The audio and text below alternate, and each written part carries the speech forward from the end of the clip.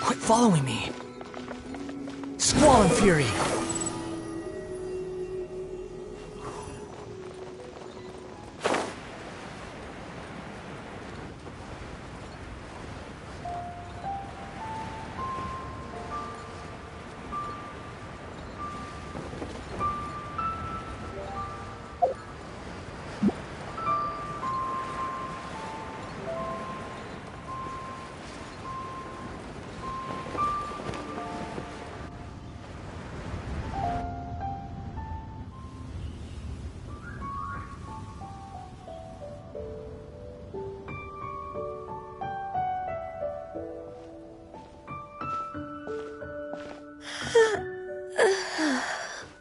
Greetings, Traveler and Paimon. What time is it? Are you okay, Ganyu? You were nodding off there. Didn't you sleep well last night? I'm fine. Don't worry about me. Let's discuss the matter at hand. Since last time, I've been thinking a lot about the story Paimon told me. In essence, someone rescued a drowning man and performed some music. If that were all there was to it, it could have been many people, human or Adeptus. But the tune was allegedly so wonderful that the drowning man forgot about everything else, even his own impending death, and only came to his senses after being brought to shore. Perhaps there was an adeptal power at work in that music that he, as a mortal, could not perceive. Or perhaps he sensed a power surrounding him but lacked the words to describe it, not knowing where it came from. Either way, if this part of the story is true, then the rescuer has to have been an Adeptus. You really think so? But this story is all the way from Fontaine. Isn't this a bit of a long shot? Also, Paimon's really curious about how people from Fontaine think this fairy lady looked.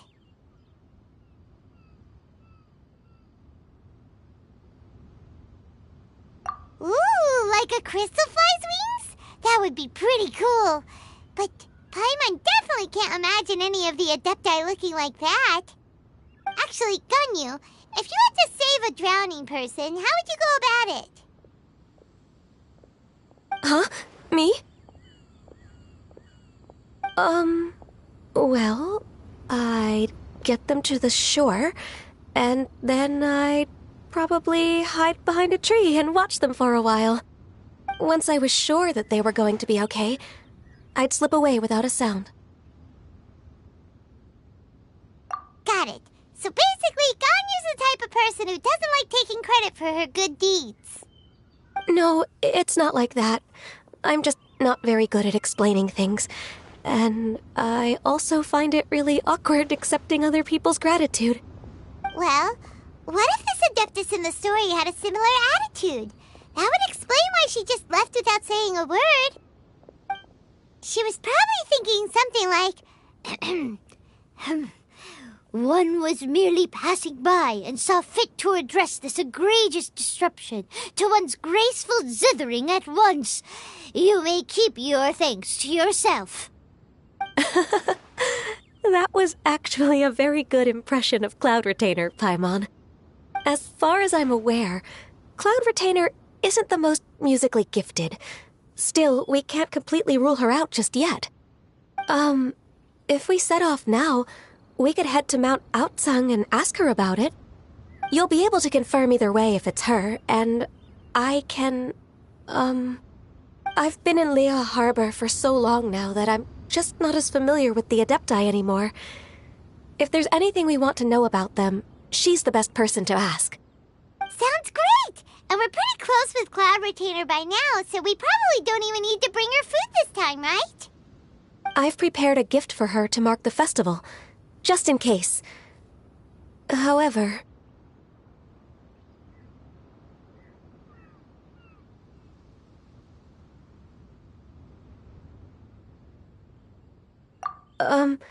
Cloud Retainer spends most of her days studying mechanisms in her abode. She's on her own so much of the time that the moment she has someone to chat with, she just... Never mind. I promised I'd help Mr. Dvorak, and now that I've made the contract, I can't be having second thoughts. Traveler, Paimon, let's set off for Cloud Retainer's abode. Seems like this is a tough decision for Ganyu, but she's made up her mind now. Paimon gets why she'd be so anxious. Okay, how about this? If Cloud Retainer tries to start telling stories about her again this year, we should pipe up and change the topic. Wait, did she leave already? Hey, Ganyu, wait up!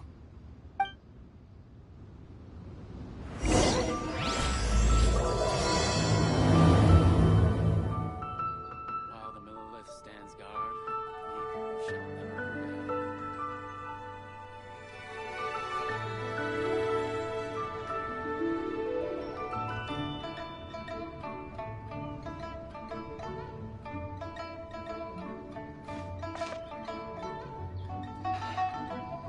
Though the clouds may darken.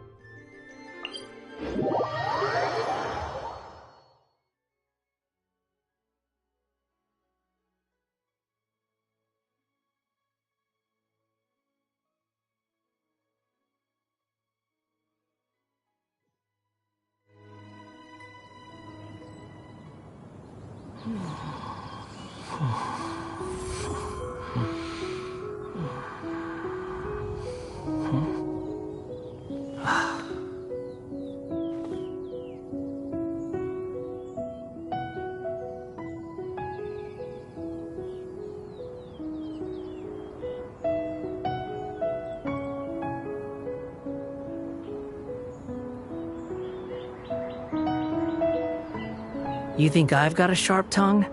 I just tell it like it is. If someone can't handle it, maybe that's their problem.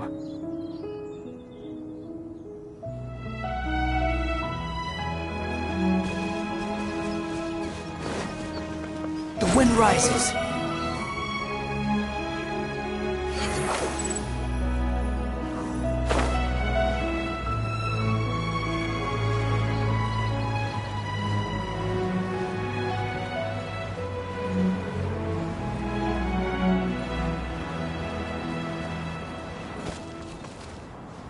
Behold!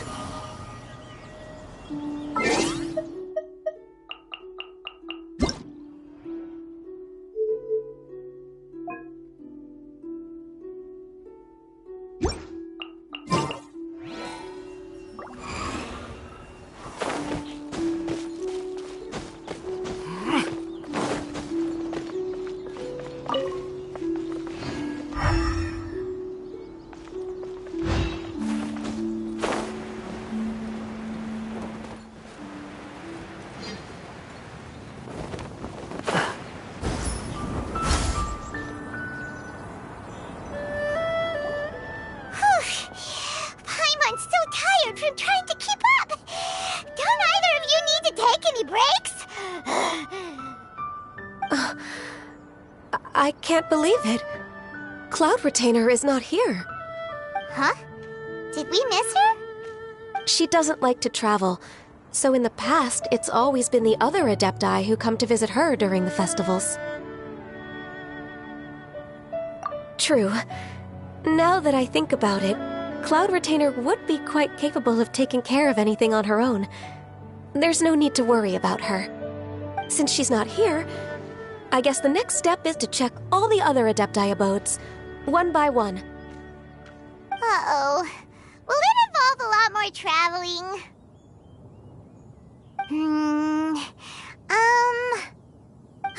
Got it! Paimon has a great idea! Please go on, Paimon. Our goal here is to find the Adeptus that helped Dvorak's ancestor, right? We can't hear any music right now, but if she's really as nice as the story suggests, she'd definitely come to help anyone who was drowning, right? Yes, I think that's fair to say. So, all we have to do is get the Traveler to pretend to fall into the water, and the Adeptus will come to the rescue! You know perfectly well that Paimon can't swim! Paimon would sink like a rock! Just trust Paimon! The water's pretty deep over there! Quick, swim to the very center!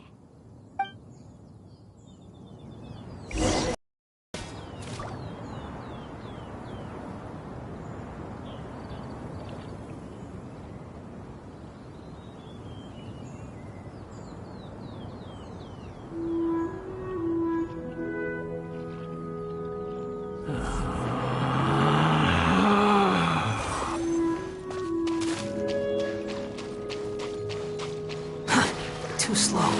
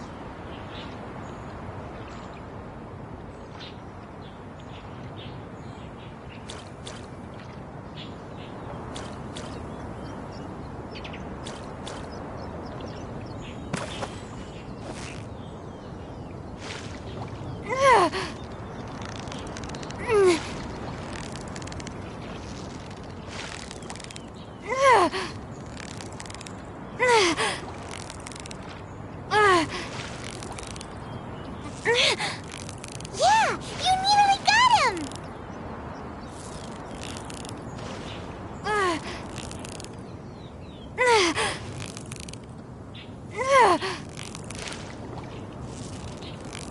Victory is almost ours!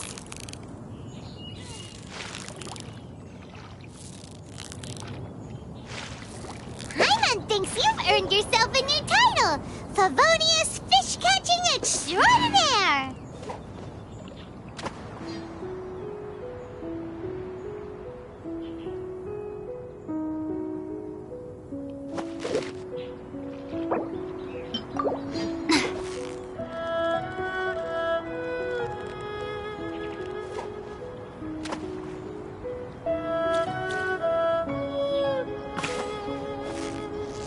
You've got it!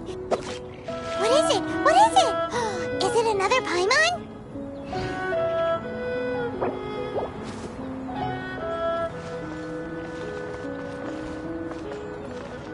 The wind rises.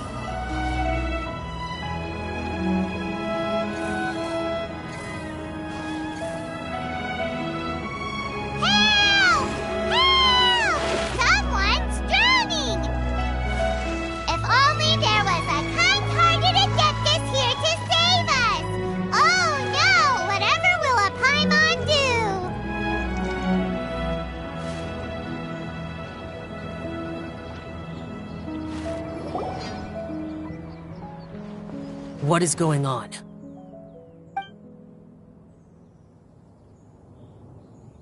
How do you feel right now?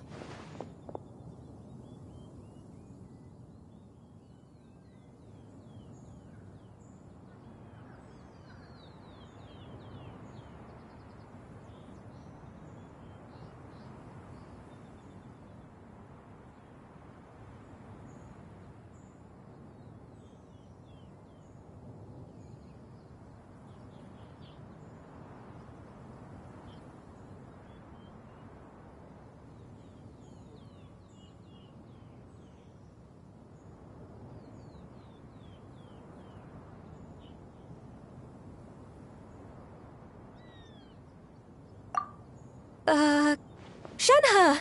And the Conqueror of Demons. Why don't you say something?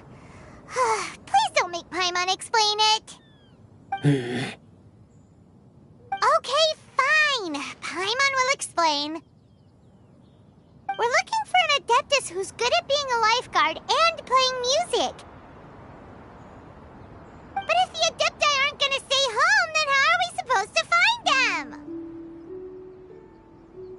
It wasn't me. Yeah, so this Adeptus is most likely a woman. And I am not an Adeptus, as you both already know, Traveler and Paimon.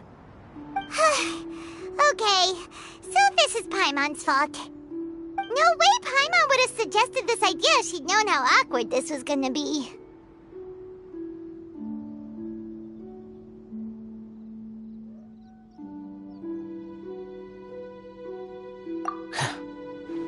Glad you're okay.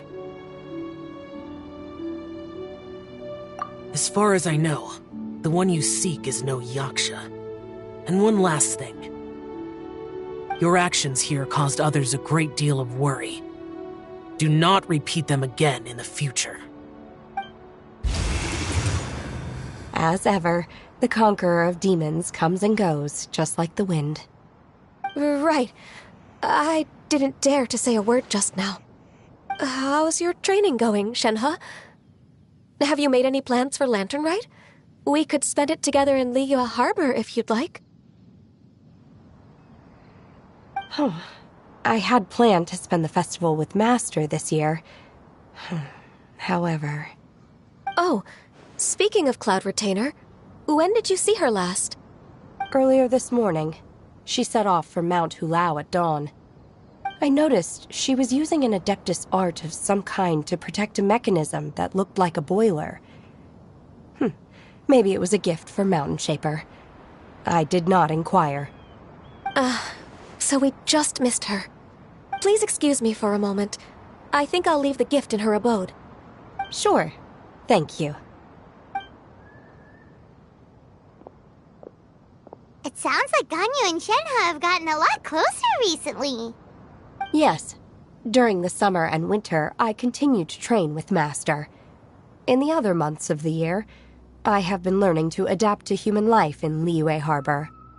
Ganyu arranged accommodations for me in the city, and also recommended several work positions for me.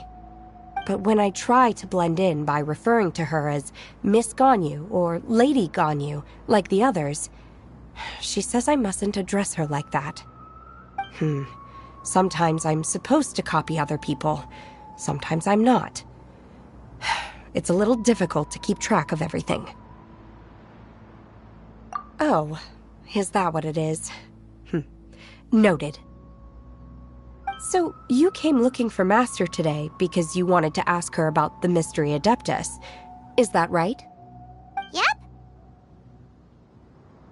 Oh, speaking of that, have you ever heard any music while out training in the mountains? Music?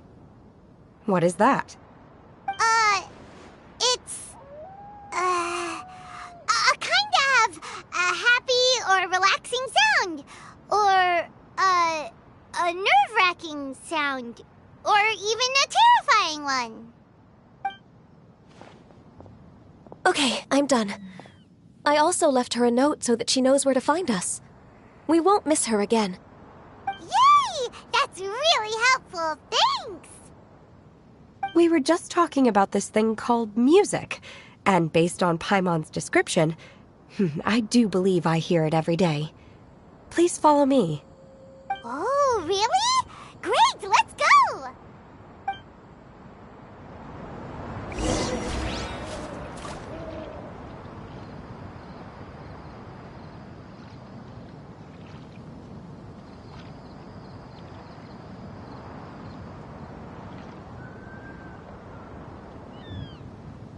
There's no need to exchange pleasantries. It's rather pathetic to force a conversation. Behold!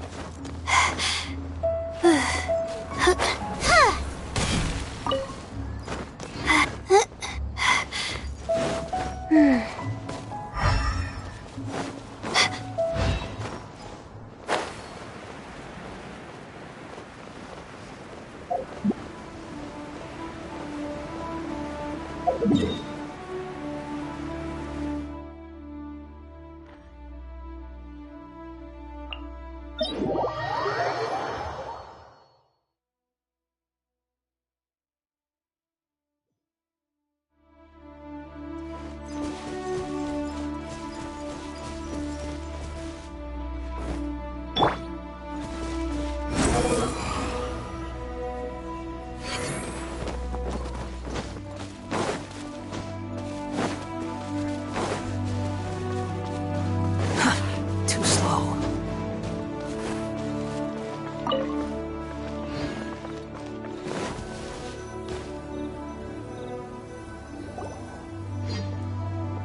This is the place. I enjoy training here to the sound of music.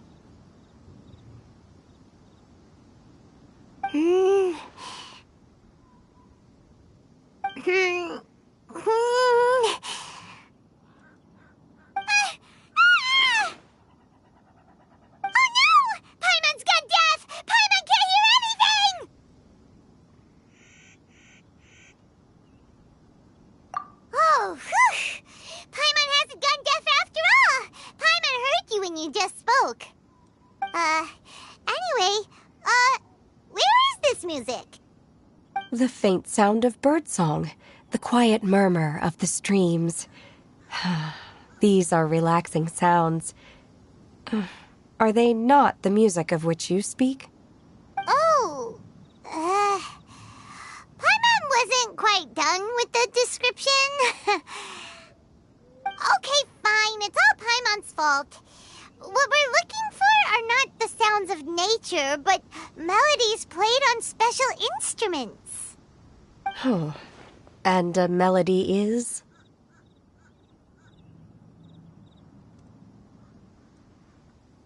Huh? Hey, why don't you just sing that one melody Shen has heard before? It'll probably help her to understand what we're talking about.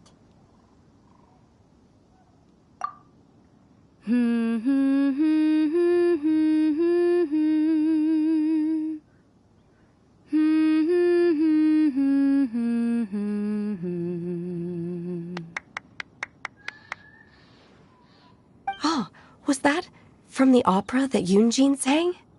Mm-hmm. That was a melody, and melodies can be called music. It felt like I was transported back to the past. In my mind's eye, I could see the Zhao lanterns lighting up the night sky again. We're all there, raising our glasses and drinking to our heart's content on the Jade Chamber. As I watched Yunjin's performance, I felt a warm sensation in my heart. And as the drink reached my stomach, it went from warm to hot. When you hummed that melody just now, feelings from a whole year ago came right back to me, as strong as they were on that day. So that's the power of music. Wow, Shenhe. That was so deep! Music definitely has the power to bring up memories. It's like a time capsule with all the special moments from our life squished inside. What about you, Ganyu? Are there any melodies that have left a deep impression on you? I don't remember if my parents ever sang any lullabies to me. I know some local folk songs, and a few other things come to mind too. The songs of the sailors down at the docks, the little ditties that the vendors call out in front of their beloved shops, the tunes of folk artists performing on the streets.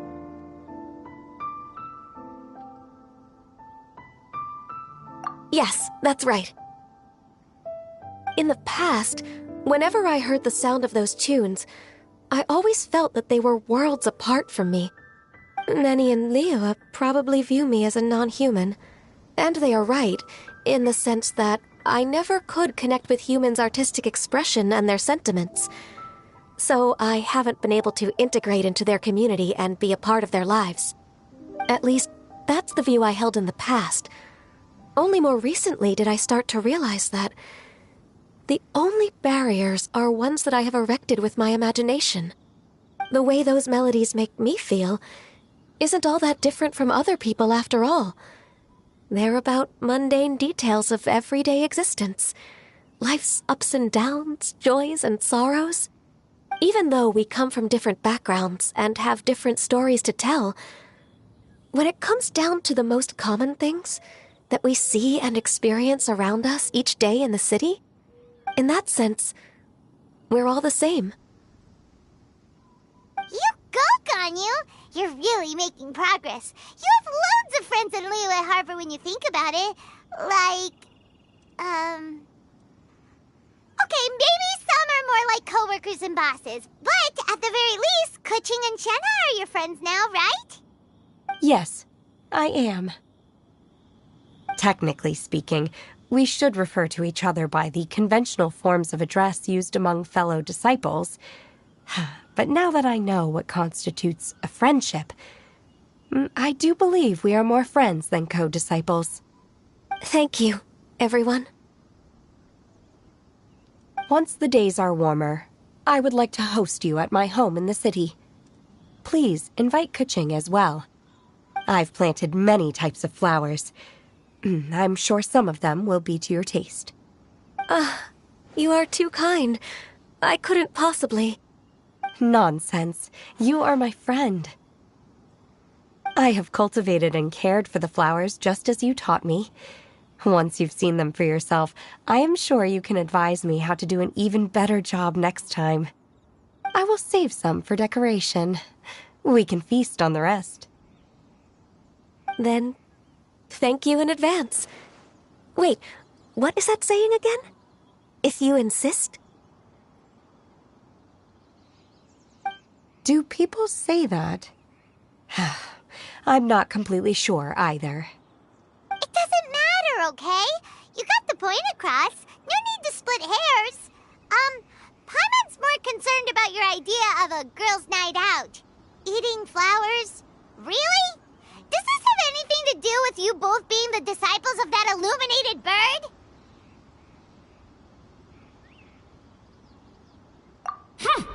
Who dares refer to one not by one's Adeptus title, but merely as that illuminated bird? Master. Our greetings, Cloud Retainer. Ah! There it is! The illuminated bird has landed! Double humph. Now she has the gall to use it rather than she, even after being chastised once already?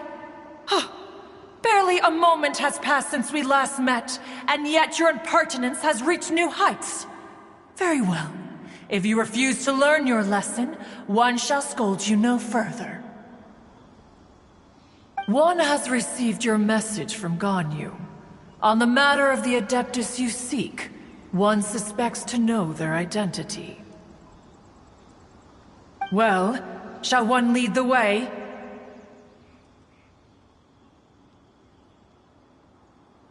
I still have to complete my training for today, so I will bid farewell to everyone here. Very well. Await my arrival at one's abode later this night. On this special occasion, you should indulge yourself with some savory dishes.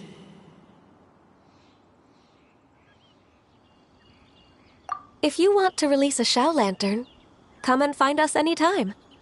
Thank you, everyone. Happy Lantern Rite to you too.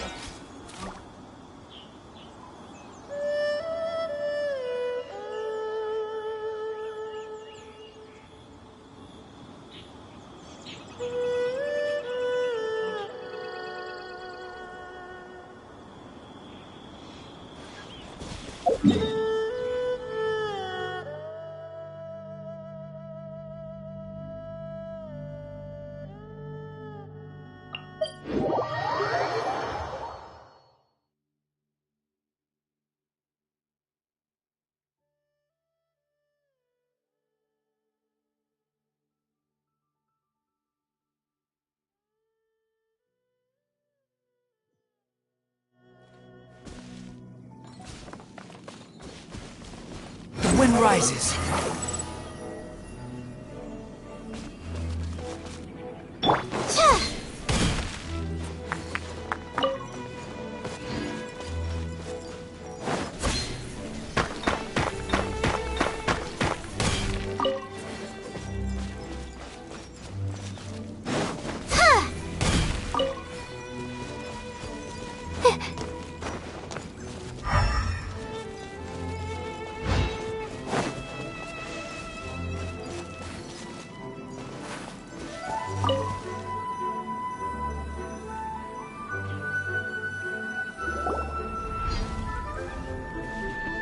Is this Quaily Plains? Cloud Retainer, why did you bring us here? Ganyu is of course familiar with the name Guizhong, but have you ever heard of her? Guizhong is another name of Agentis, the god of dust. She was extroverted in nature and adored social gatherings and inventions alike. Long ago, this region was yet a prosperous assembly. Guizhong often invited her friends to visit her home, reserving for us seats around the largest stone table. Sea Gazer would always bring out his latest treasure and place it upon the table. He could be quite the braggart. Though usually a mild-mannered fellow, when it came to those collectibles he was so fond of, he always loved to show them off. Paimon remembers that name. So that's what Sea Gazer was like.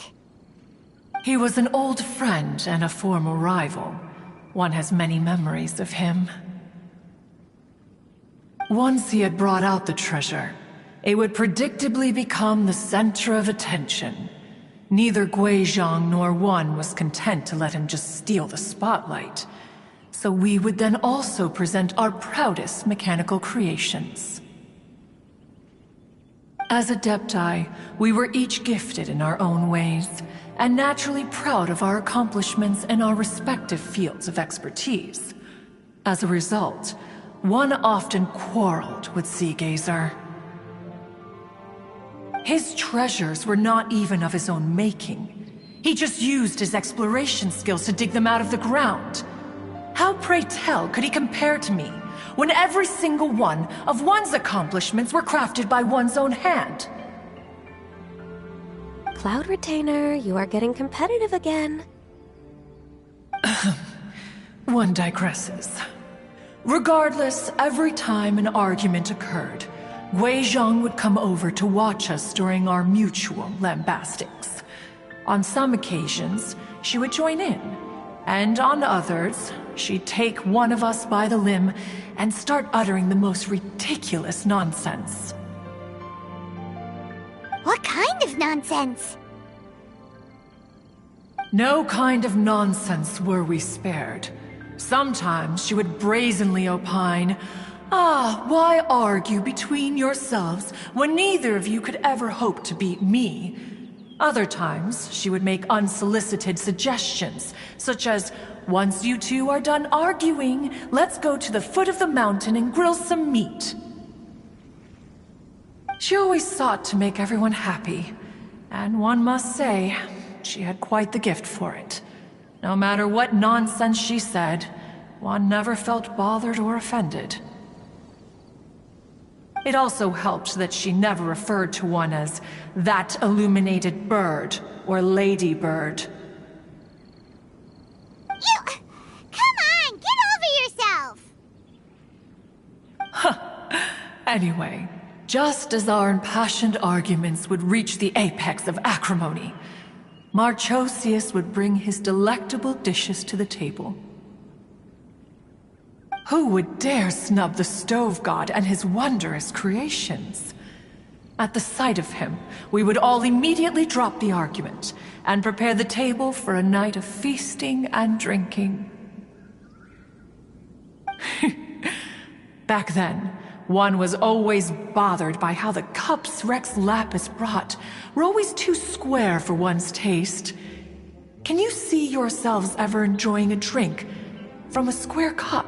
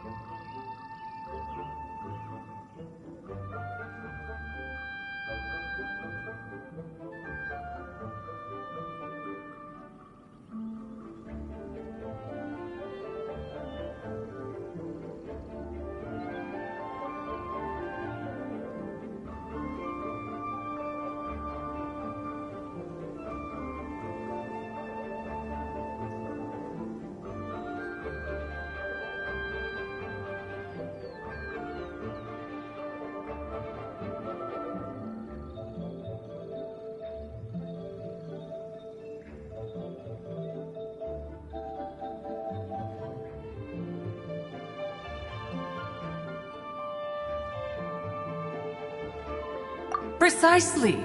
So, as you can see, even one as great as Rex Lapis was not immune to making the occasional blunder. Even one could never find fault with Marchosius's cooking. As we ate, Guizhong would continue to find topics for conversation, filling the table with humor and laughter. Each of those old fossils had their character flaws and points of obstinacy. So why was it that whenever we dined together, we always had a marvelous time? We would drink together from a spot high in the mountains until the moon set and the sun rose, and only then would the banquet finally come to an end. Streetwood Rambler would often remain to admire the flowers with Guizhong before returning to her own abode. The glaze lilies were far more abundant back then. Entire fields of them would appear to the eye as a veritable sea of flowers. Streetward Rambler? That would be Ping. You probably know her as Madam Ping. Oh, okay. Wait, this is a lovely story and everything, but didn't we come here to find that Adeptus from Mr. Dvorak's story? Or are you saying that it was Guizhong? Didn't she, already, Alas, long has one avoided this place for precisely that reason. The sights here are a reminder of a time long gone, and evoke much sorrow. One should have guessed that you would disrupt one's poignant moment of mourning with your incessant questioning. No matter, one will share the whole story with you now.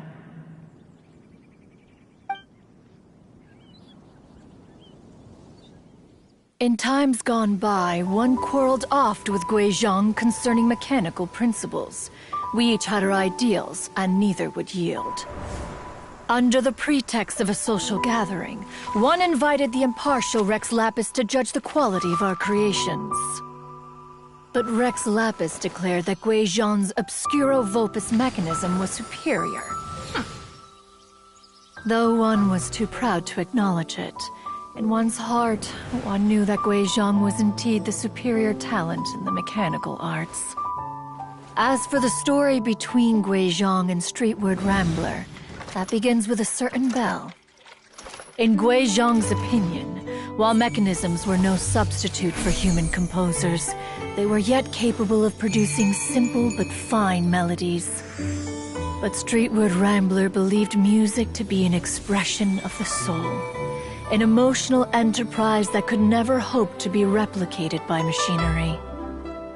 They argued endlessly, until one asked Rex Lapis to intercede. He confiscated the bell and designated it for ceremonial use. Thereafter, one would often find them convening in the mountains, discussing music, mechanics, and all the affairs of the mortal world. But these good times were not to last. War broke out between the gods, and soon engulfed the Guili Plains. Guizhong was overpowered by the enemy, and fell in battle. When Streetward Rambler and I arrived at the scene at long last, all that remained among the ruins was her lifeless body.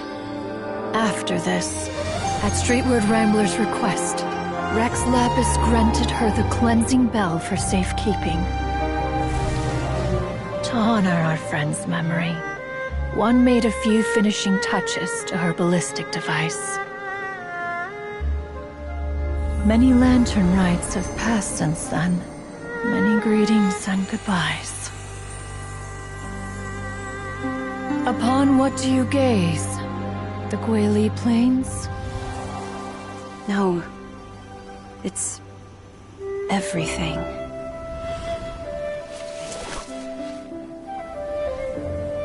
We think of human life as like a lantern that's lit one minute and extinguished the next. But are we Adepti so different? Perhaps as dust settles after a storm, we too must one day return to the world below. One has always been austere and private by nature, and has never relished socializing. One's dealings with Guizhong were born out of discussions on the discipline of mechanics. What? You have loads of friends, and you seem pretty chatty. Just because one is not ignorant of social graces does not mean one is fond of them. One is perfectly capable of partaking in conversation despite being introverted. But in the end, one is nothing like Streetward Rambler. She is dauntless but thoughtful, not to mention eloquent and wise. Moreover, her friendship with Guizhong was far greater than one's own. Back when they were rivals, they would often compete against one another in the realm of musical composition. That cleansing bell was one of Guizhong's proudest works, having the ability to both compose and perform. Wait, that's weird. Didn't Madame Ping say she pestered an old friend for that bell? And she also said something about being a vain beauty when she was young or something. Streetward Rambler, a vain beauty. My foot. That bell has a sad history. Clearly, she refrained from sharing with you the truth of its origins, since the right time had not yet come. As for her old friend, who else could it be? As soon as Streetward Rambler heard that a certain Zhang Li wished to borrow the bell, she realized that the man was none other than Rex Lapis, and that he had made an enormous decision. After all, we all have known each other for several millennia. Some things between us are implicitly understood. Whoa! So they were talking in secret code? Oh, Paimon did not see that one coming. Enough of your intrusions. Where was one up to? Ah, yes. One remembers now. The cleansing bell is powered by a mechanical art, and can be used to great effect as an accompanying instrument. After the passing of its creator, It was used on numerous occasions during rites of parting. But Streetward Rambler did not acquire it from Rex Lapis for the purpose of producing further funerary tunes. No. Each time she rang it, it was to play the tune that Guizhong composed on it. The two once clashed over their beliefs about the meaning of music. Who would have thought that with Guizhong's passing and Streetward Rambler's mourning, two tunes composed in discord would eventually become one harmonious composition?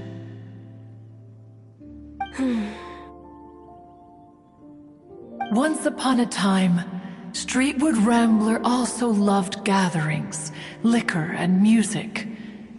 But after Guizhong passed, she preferred her own company. She could often be found sitting alone at a mountain summit, contemplating and reminiscing with her zither. The music would go from mournful to soothing to impassioned. Many years passed before she finally composed a melody to her satisfaction.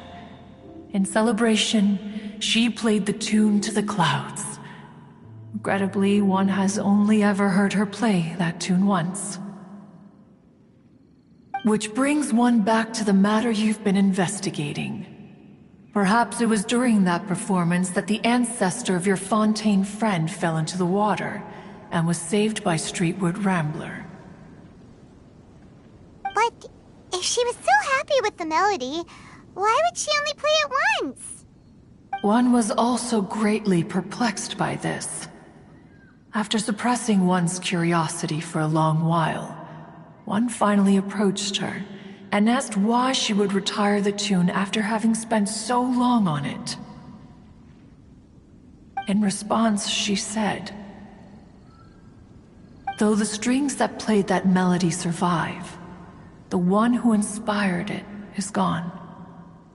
Tell me, Cloud Retainer, when the one attuned to my soul is no longer here, who else could hope to understand this tune?" Aw, poor Madam Ping. I just remember being taken care of by you when I was young. Once the Archon War came to an end, I stayed behind in Liyue Harbor to honor my contract. Although I met Guizhong a few times, I never knew anything of this particular story. Guizhong was quite the visionary, but tragically passed before her time. Her manuscripts still lie unfinished in the realm of clouds. Blank pages give one cause for contemplation on what might have been. Had you not decided to search for that mystery Adeptus, perhaps these stories, too, would have been lost to the sands of time.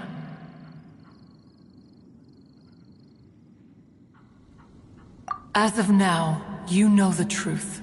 That the Adeptus who rescued the drowning man was none other than Streetward Rambler. Do you intend to discuss this with her?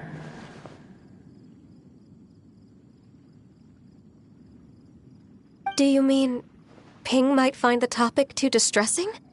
Precisely.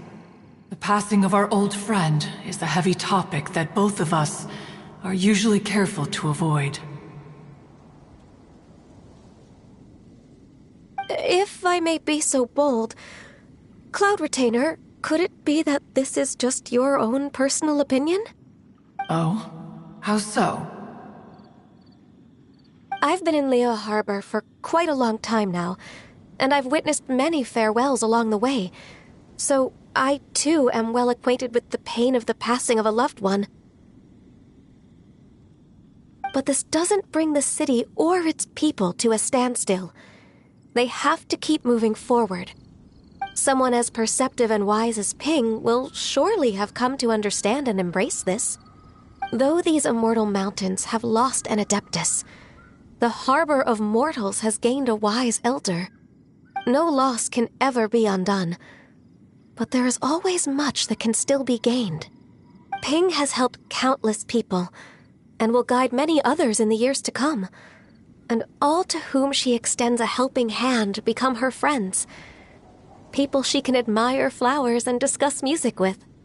Though it is heartbreaking to lose a kindred spirit, life goes on, because there are new friends waiting for you further down the road.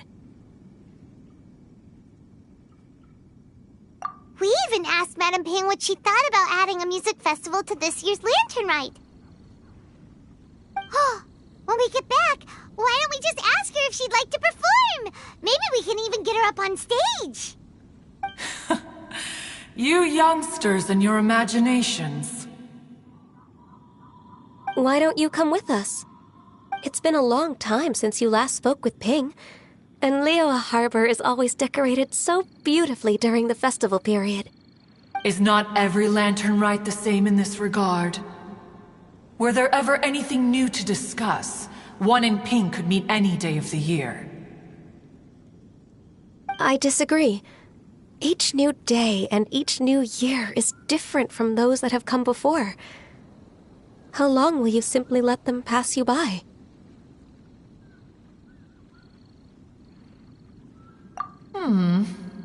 The edibles she brought this time were indeed quite delectable.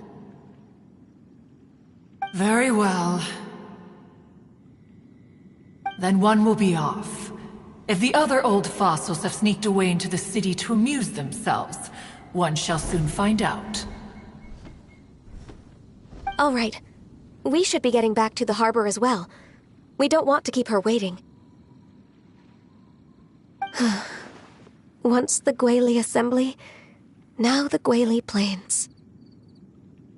Say, if we planted flowers there and cared for them carefully enough, do you think that one day we'd be able to recreate the sea of glaze lilies? Allow one to take back one's praise from a moment prior. You are still far too given to flights of fancy, child. What? Cloud Retainer? You were still listening? One observed that you were making no effort to leave, and returned to chasten and hasten you. This time, one is departing in earnest.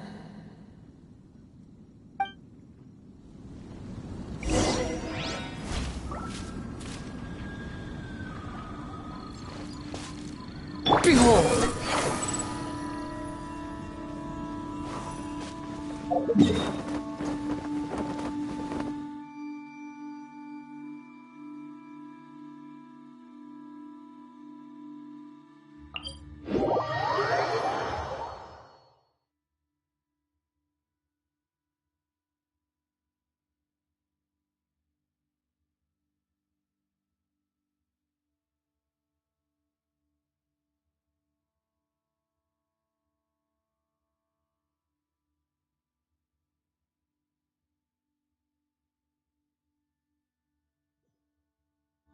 The wind rises.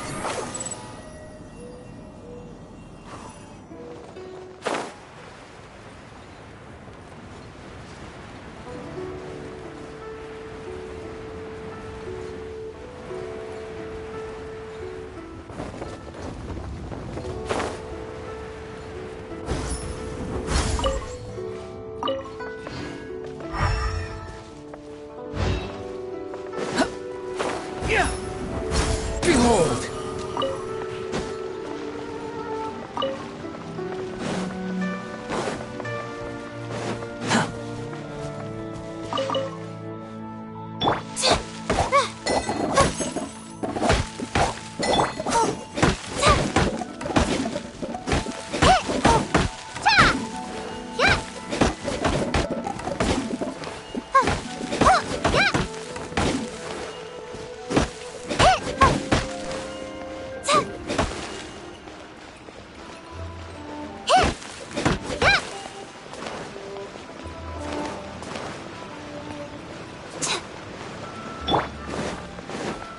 The wind rises.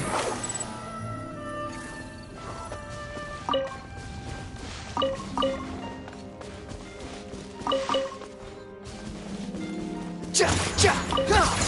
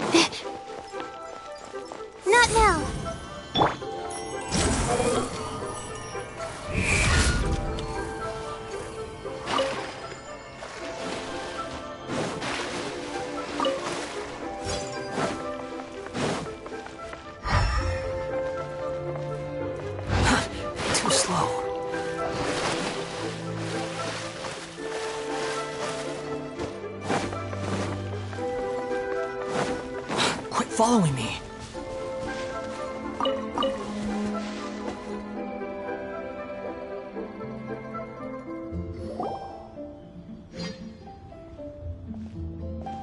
Whoa! Madam Ping? And Cloud Retainer? It appears you made haste after all. One arrived but moments before you. Oh, bless my soul. To what do I owe the honor? How nice of you all to come and visit me. Miss Illuminated Bird, haven't you said anything yet? Said what, precisely? And why should one be tasked with saying it? 'Cause you're the one who's known Madam Ping the longest. Street word. Or rather, presumably, you would prefer to be addressed as Ping? Oh, Cloud Retainer, you are uncommonly polite today.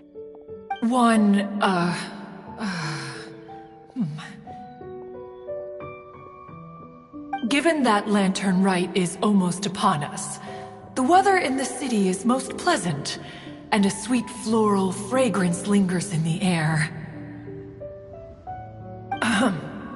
Ganyu, please continue from here. Huh? All right. So, this all started because we were trying to help Mr. Dvorak find the Adeptus who saved his ancestor's life.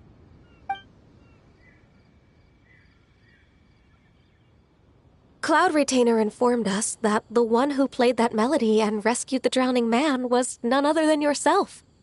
Ah, let me think. Yes, I do believe I recall that encounter. What a long time ago that was. I'm surprised that you still remember it. Even more astonishing, perhaps, is the fact that this story has survived this long at all, when mortal lives are so very brief. It appears that she has proven herself right once again. Who's she? We like to call her Guizhong. From the look in Cloud Retainer's eyes, I sense that she has already told you all about her. Albeit reluctantly, one might add. Oh, there is no harm done. After all, Lantern Rite's very purpose is to commemorate the heroes who gave their lives for Liyue. Although Guizhong did not live to see the splendid sights of today, she was as much a hero as any other. So how has she proven herself right again exactly? Once upon a time, she said to me that humans were a weak form of life that she wished to protect with her wisdom. But as she interacted more and more with them, her opinions on them began to change. She marveled at the beautiful complexity of their spirits, the sheer splendor of all they could accomplish through their hard work and intelligence. She told us that to underestimate human potential would be to make a grave mistake. With the smallest amount of guidance, enormous power can be unleashed in them. And a human who has reached their full potential may well be her equal. Someone who could have as much to teach an Adeptus as to learn from them. She always had a way with words. That her mechanical accomplishments were judged superior to one's own was, one suspects, in large part due to her sheer eloquence. Speaking of mechanics, Cloud Retainer, do you still remember that potted plant mechanism? The one that the two of you gave me as a gift? Of course. Guizhong and one both put an immense amount of effort into that gift. It would be no overstatement to call it a testament to each of our individual technical genius. As Guizhong once said, It takes every blade of grass and every flower to make a homeland. When I see the sight of Liyue Harbor before us today, I am reminded of this. Madam Ping looks very emotional right now.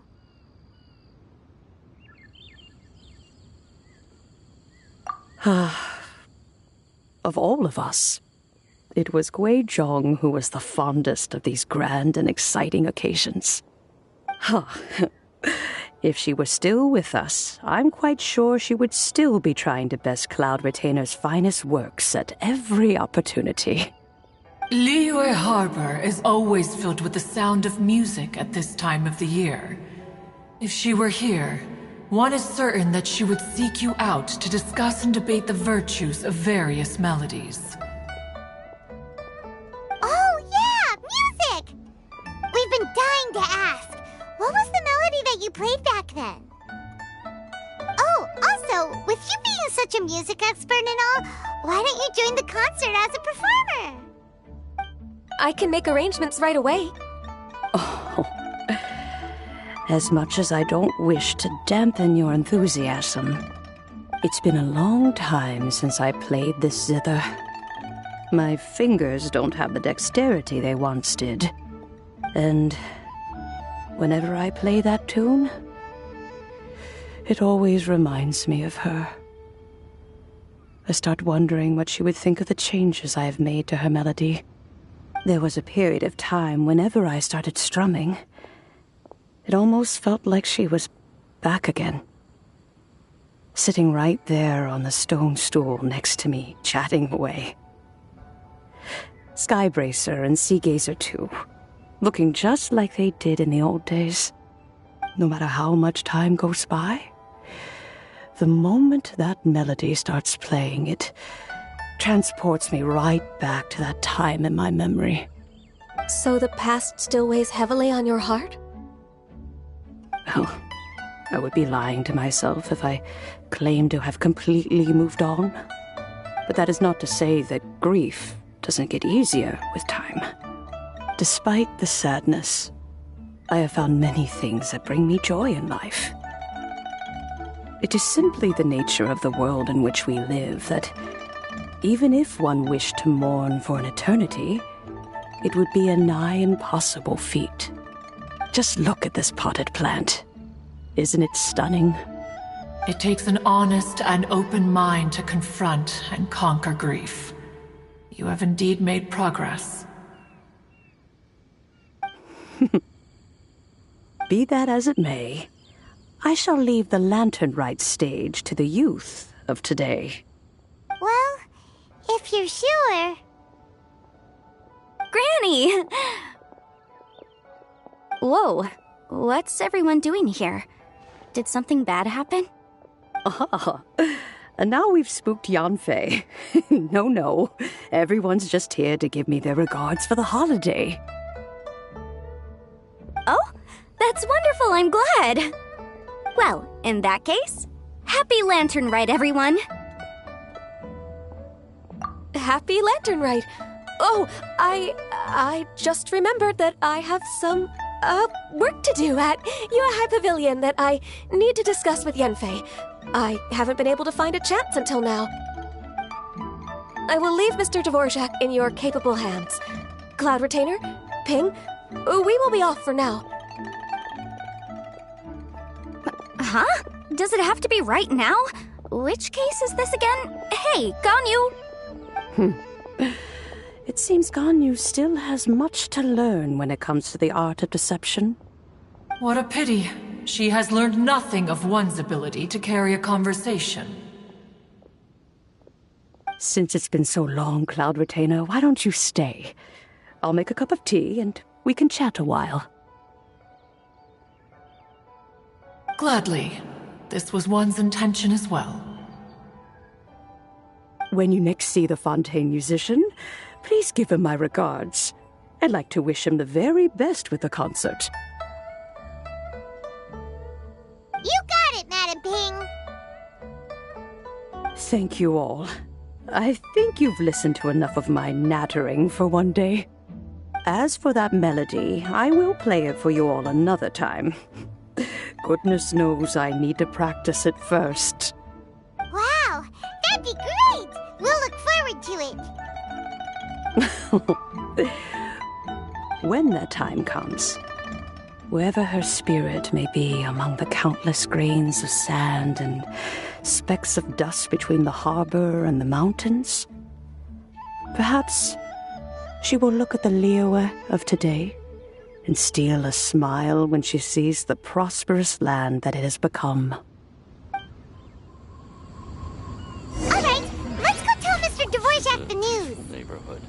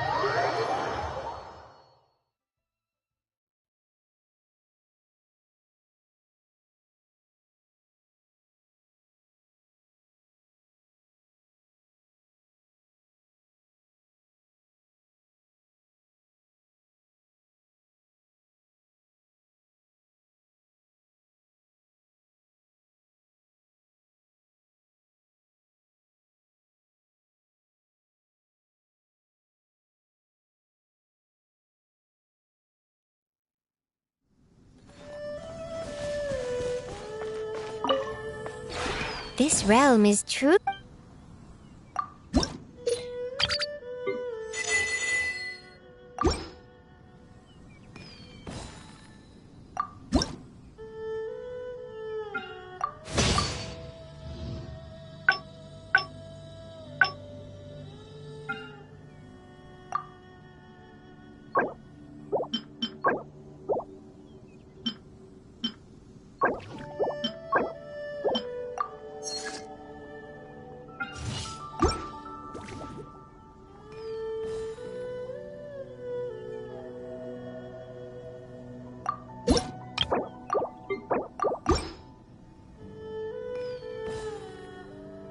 If you ever have it...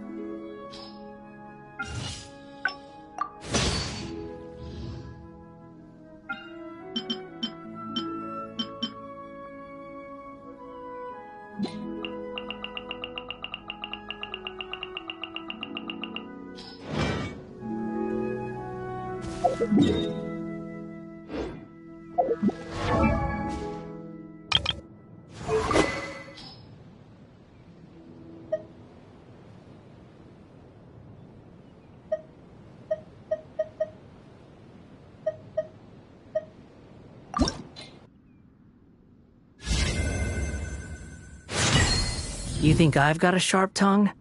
I just tell it like it is. If someone can't handle it, maybe that's their problem.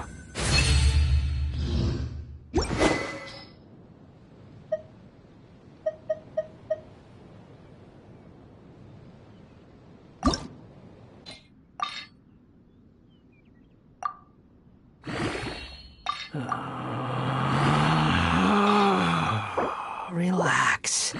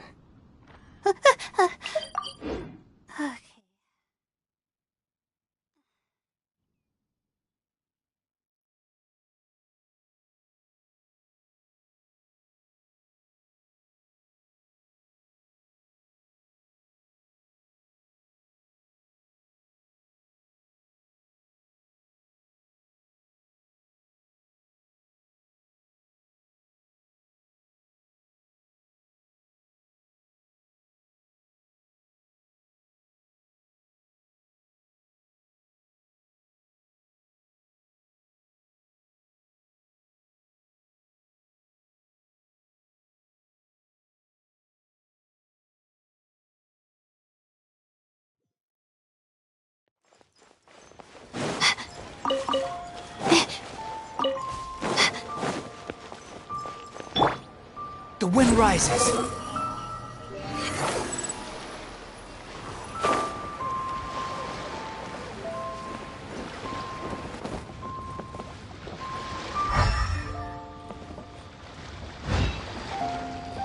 Squall and fury. Ha!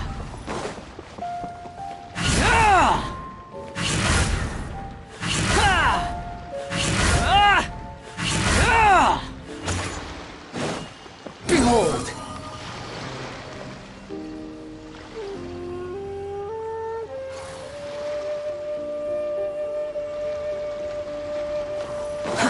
Too slow.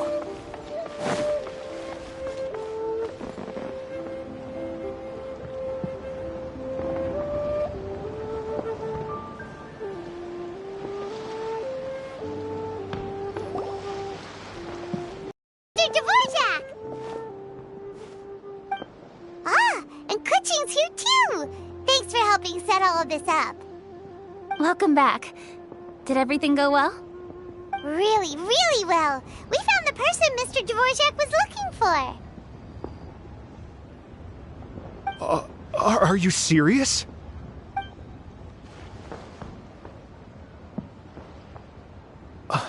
I see. So the melody my ancestor heard was an adeptus remembering her late friend? That certainly explains why it was such a powerful and poignant tune. That's a really interesting first reaction. Guess that comes with having a musical mind.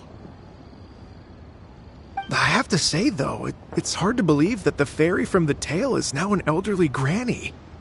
Oh, Paimon knows exactly what you mean. Normally, Adepti don't age at all.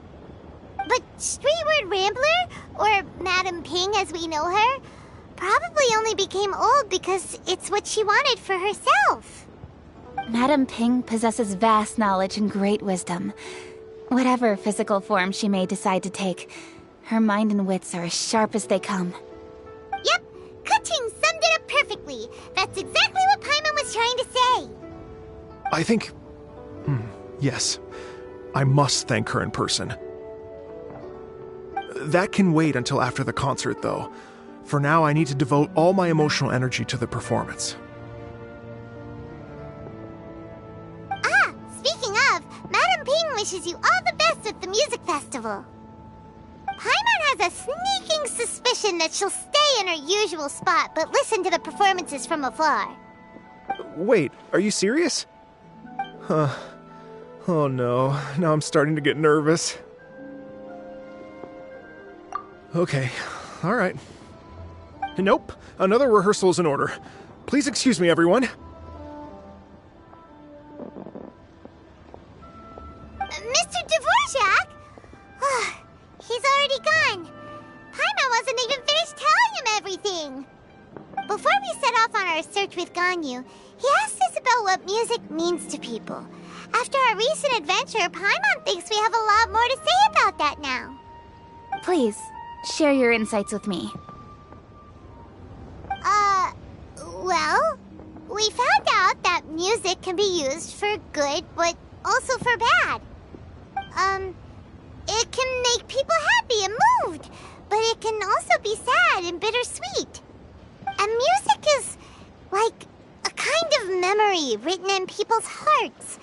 It can put you in touch with feelings from a totally different time and place. It sounds like you had an eventful trip.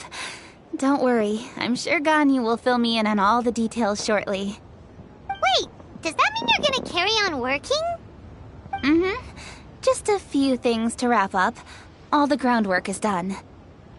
As long as everyone enjoys the festival activities, all our efforts are worthwhile.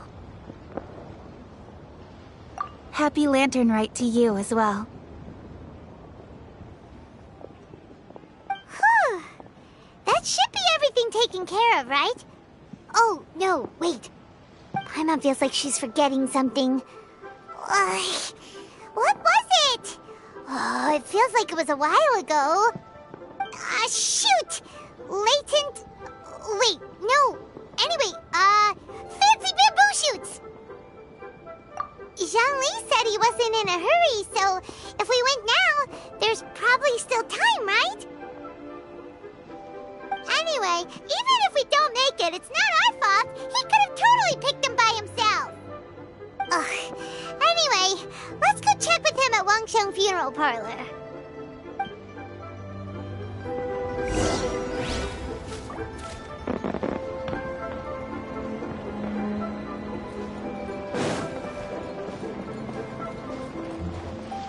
Quit following me.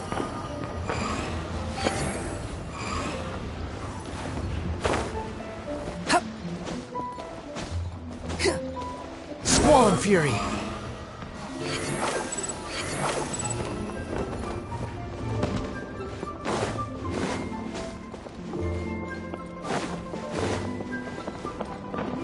The wind rises.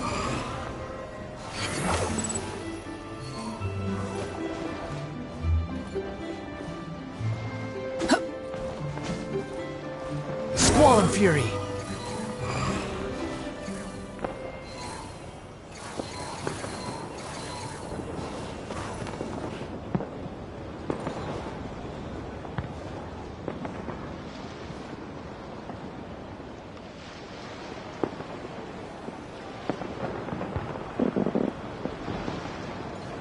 The wind rises.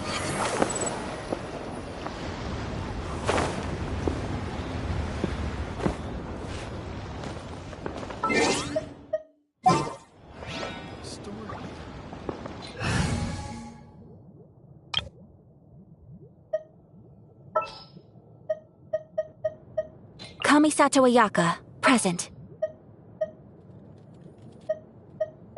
Let's finish this quickly.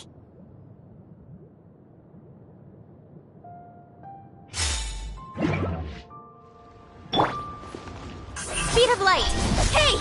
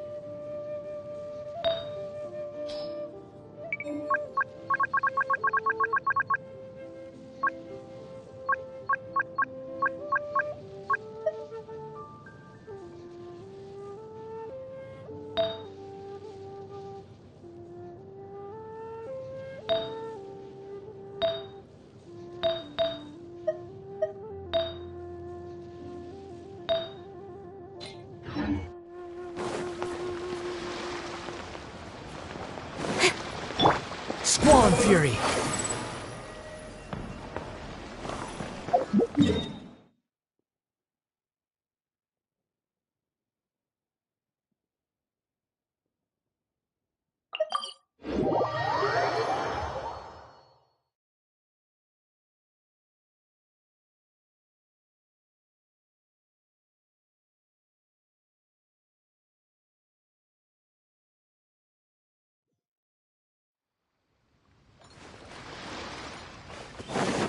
Behold!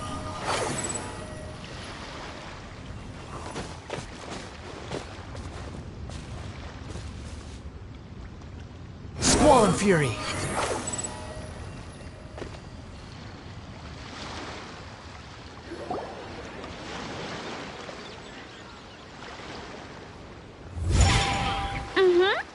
Da da da da da da da da da. Da da da. Oh. All right, let's take a break here. Oh wow, look who it is! Are you here to hang out with everyone's favorite funeral director?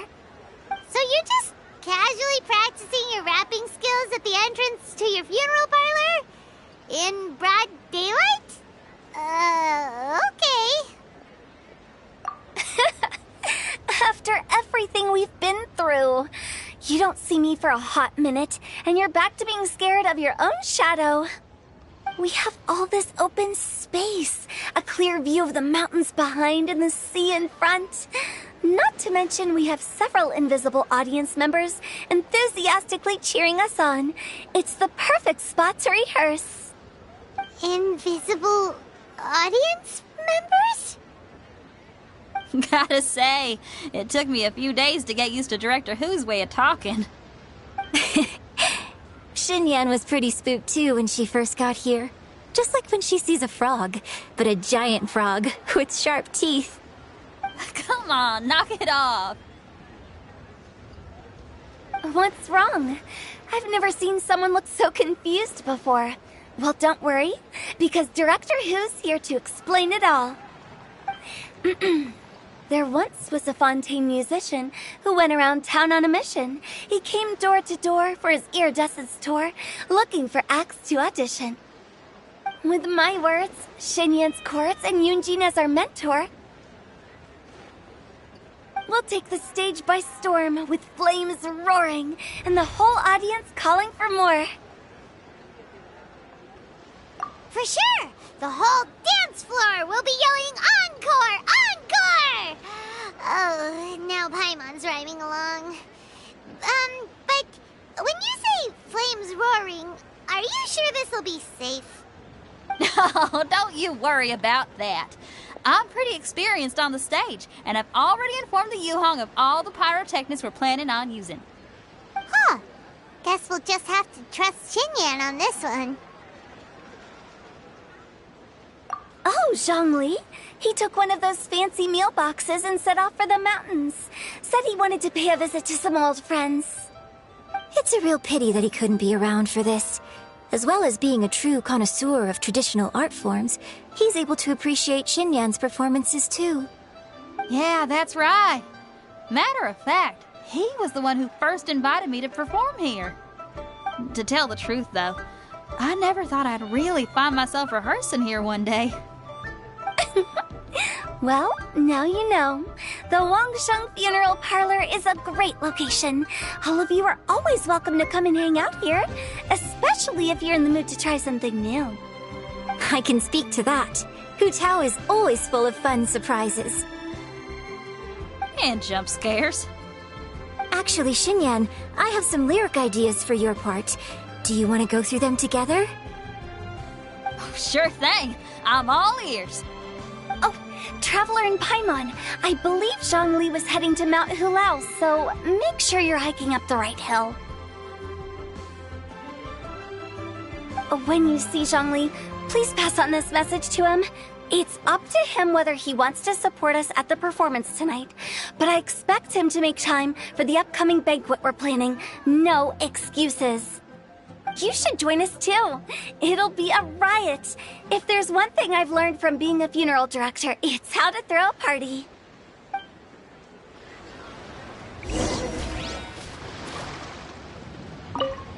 Okay, everyone. I think that's a long enough break. Let's take it from the top, shall we? Ms. Eunice, such a strict mentor. These breaks aren't even long enough to have a sip of tea. Well, you were desperate to get involved, and this is what it takes. If I gave you half the chance, you'd be sipping tea till nightfall. Hey, how about I treat us all to some late-night snacks once we're done? Hu Tao, what you craving? How about some stir-fried filet with a side of crab roe tofu? Where are we gonna find crab roe tofu so late at night? We could always just go pester masterful chef Zhongling. Now I'm hungry. All right, let's knock this out and then go grab some food.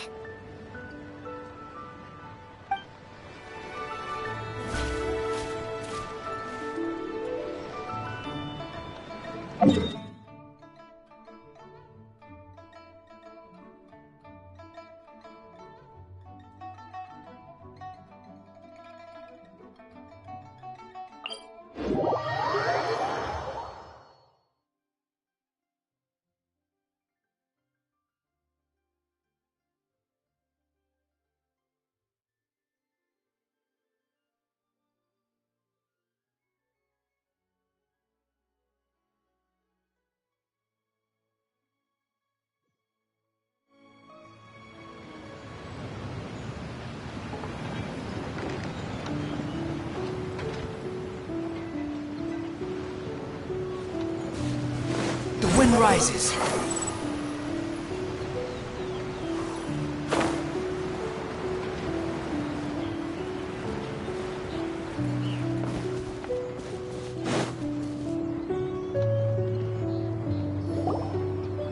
Paimon sees them! It's illuminated deer! And illuminated bird number 2!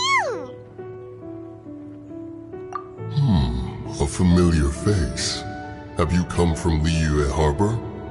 How is the city nowadays? Everything's great! But you know, if you're so curious, you can always go and check it out for yourself! In fact, Mooncarver has been taking many walks on Mount Tianheng in recent times. I believe the sights of the city are quite familiar to him.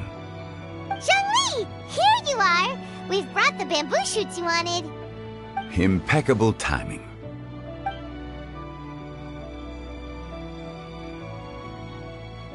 Traditionally, bamboo shoot soup ought to be slow-cooked for many hours on low heat. Using Adeptus arts to hasten the process is something of a shortcut. Wait, that mechanism... is that... Indeed. Cloud Retainer kindly lent me her supreme cuisine machine. Can we not just call it a cooking machine? Actually, never mind. She seems to take a lot of pride in her mechanical gizmos, so it's probably best if Paimon doesn't go changing the name willy-nilly. I trust that you found the answers you were seeking during your recent journey. Excellent. The past should be remembered, but not overly dwelt upon. Our journey should be seen as a means to take on more from the world around us. When the bamboo shoot soup is ready, I must insist that you try some for yourself. Oh, Zhangli! Huta told us to tell you something. She said, it's up to him whether he wants to support us at the performance tonight, but I expect him to make time for the upcoming banquet we're planning. No excuses!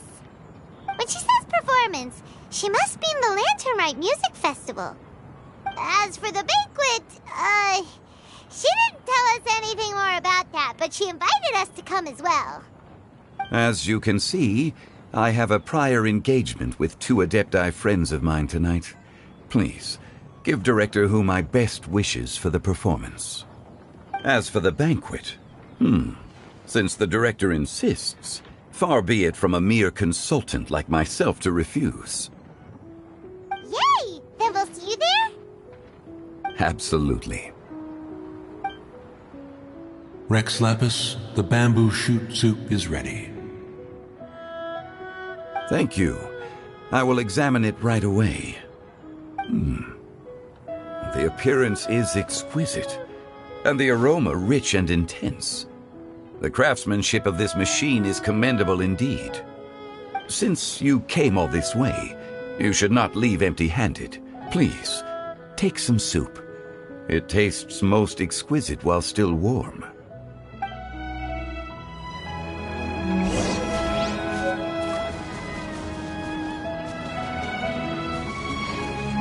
Had one known that Cloud Retainer was in possession of such eminently useful devices, one would have sought to borrow one from her long ago.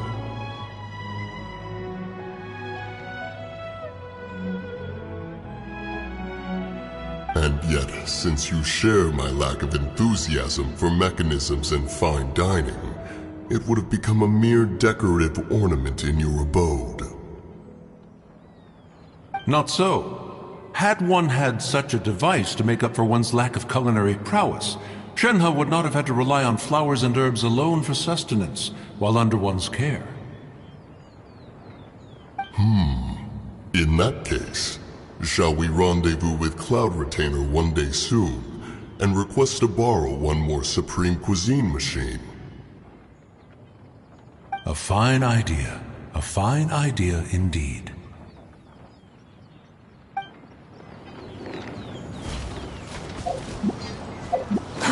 Behold!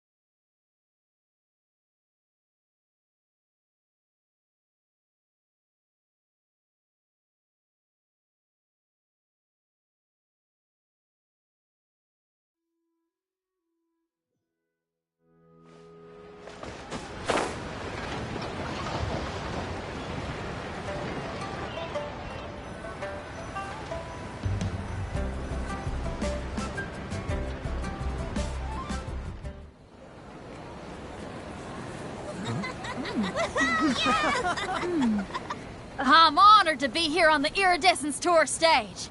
All right, without further ado, I'm Xinyan, this is Hutao, and this is a little something called... The Flame Lilies!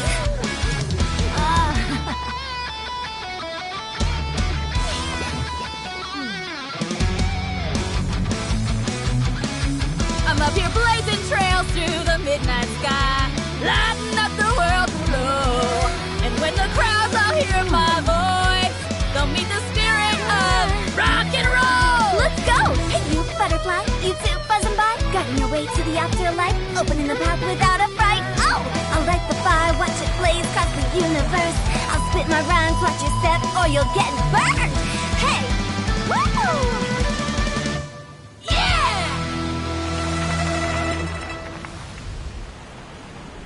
Does anyone have any plans tomorrow? With another year behind us, I think we deserve a celebration of our own. My treat. Interested? The Tianquan footing the bill? I can't miss out on that.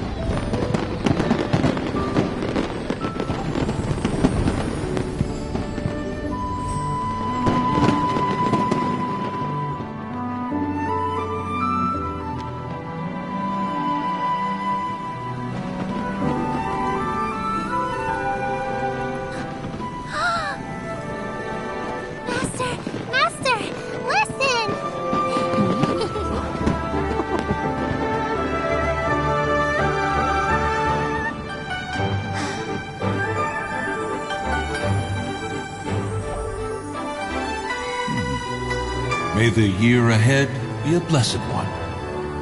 I believe it shall be.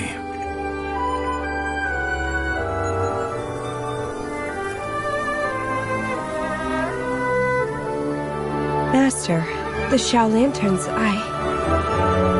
Ha! Elementary. One shall fashion for you a Xiao Lantern the likes of which the world has never seen. And you must take it to Liyue Harbor to display its magnificence for all.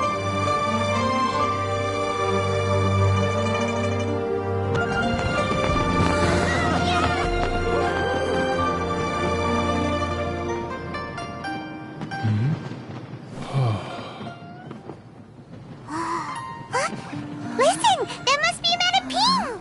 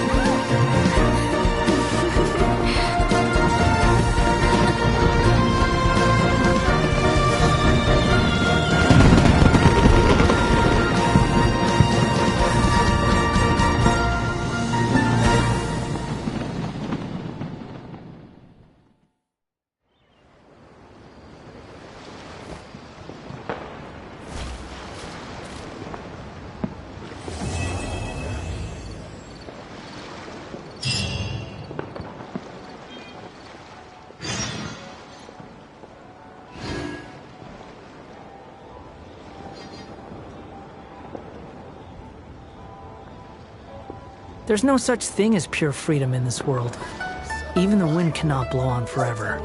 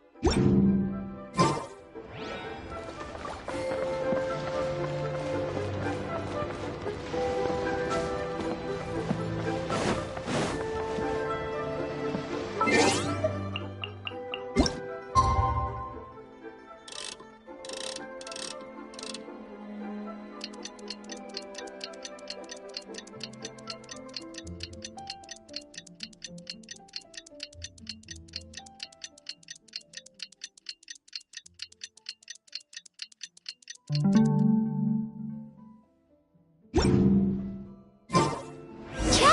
hurry! It's almost time for us to join Hotel for dinner! Ooh, and we'll be meeting at Shinue Kiosk. It's the place with a really long wait list. As expected of the parlor director, always so generous! Come on, let's go!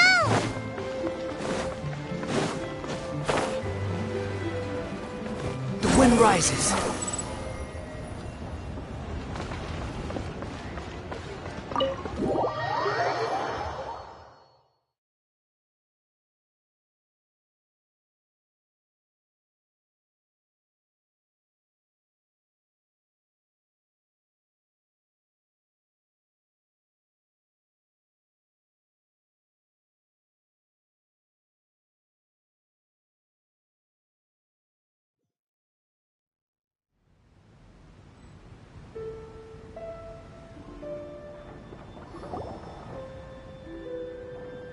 Oh, so that's how it is.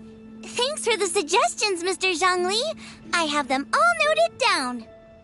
I've long heard that your knowledge encompasses all things old and new, Mr. Zhongli, but I never knew that you were well versed in the art of cooking, too. It is truly an honor to make your acquaintance. No need for formalities. I too feel humbled to be in the company of such talented young people. There are many things I could learn from you. Oh, you flatter us. If it's possible, may I trouble you to provide a few words of guidance for my practices in exorcism? Exorcism? I can't say I'm an expert in the field, but if you don't mind, we could start by discussing... Whoa, there's so many people here! All we knew was that Hotel invited Zhongli over. Paimon never thought we'd be meeting so many old friends! Happy Lantern Rite, everyone!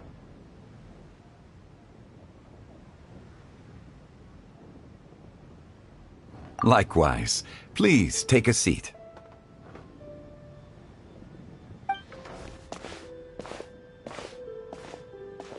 Happy Lantern Rite! Are you having fun?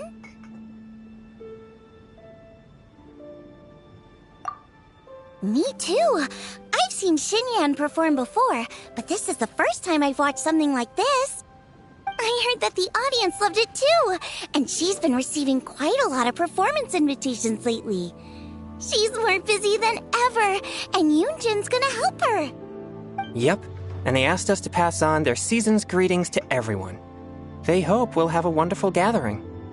The performance was spectacular indeed. However, it gave Xiangling a huge burst of inspiration, which in turn gave us a bit of a headache. Us? Did Xiangling ask you to try out her dishes too? That, my friend, is beside the point. Watching you eat was enough for me. Come to think of it, I probably shouldn't have burdened Chongyun with eating my share too. Hold on, Xiangling came up with a new recipe? Let Paimon try! See?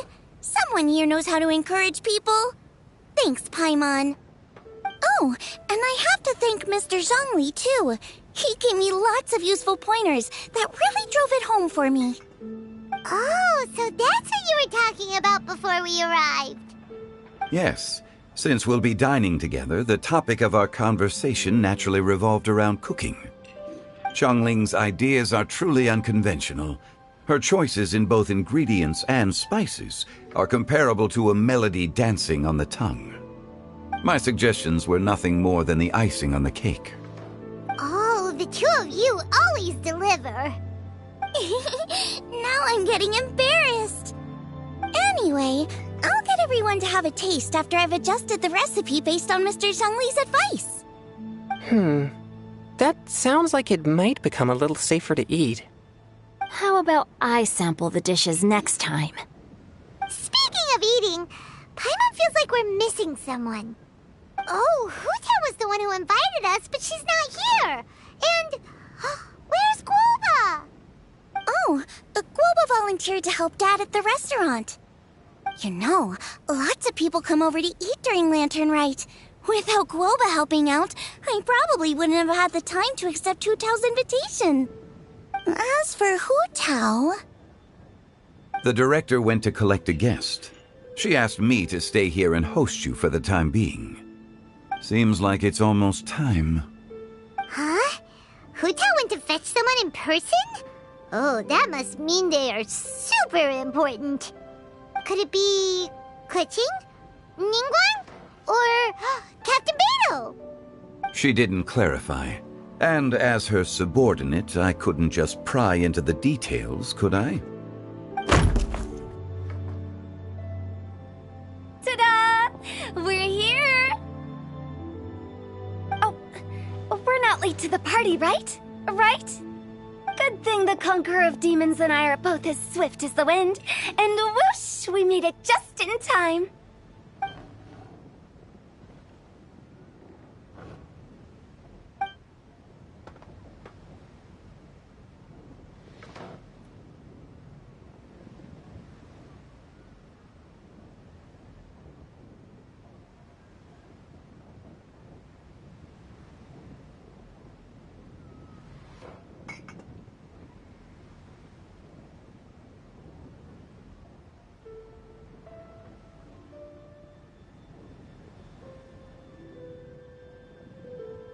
Oh. I see.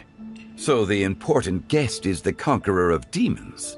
I've been looking forward to meeting you. The director didn't mention anything when she invited us. What a pleasant surprise. Gathered here with us tonight are not only young and accomplished individuals, but also the protector of Leo's peace, Adeptus Alatus. To convene here with all of you is indeed a great honor.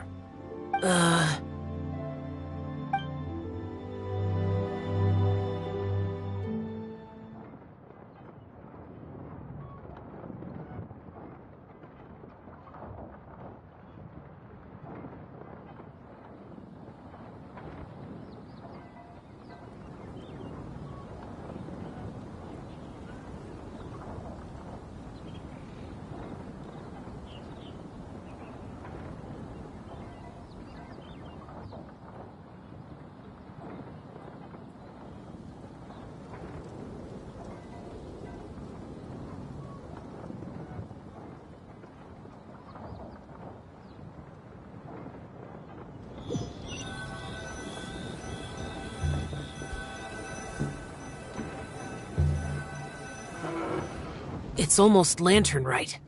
Yet you took all the trouble coming here.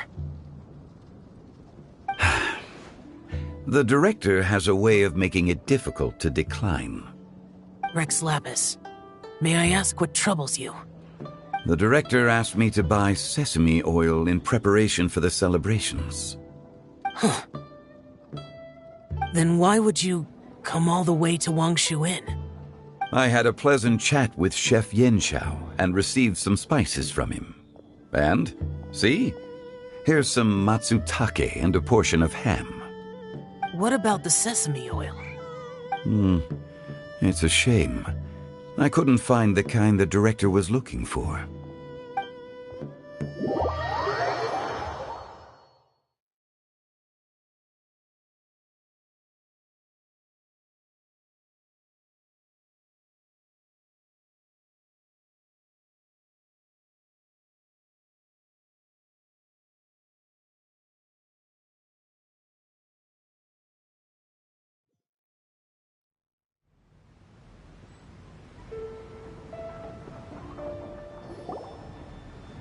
I'm sure you're exaggerating, Zhang... Sir. There he goes again. Enough with the pleasantries. Go let our guests take a seat. Everyone here today is well known in their own field and has probably heard about one another to some extent.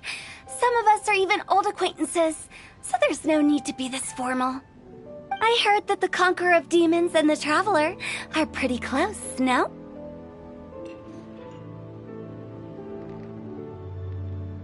Great! You two sit together. You should take a seat too, Director. Oh? Finally remembered me? When we arrived just now, The host at Xinyue Kiosk told me our dishes are almost ready. Perfect timing. Let's not wait any longer and ask them to bring out the food.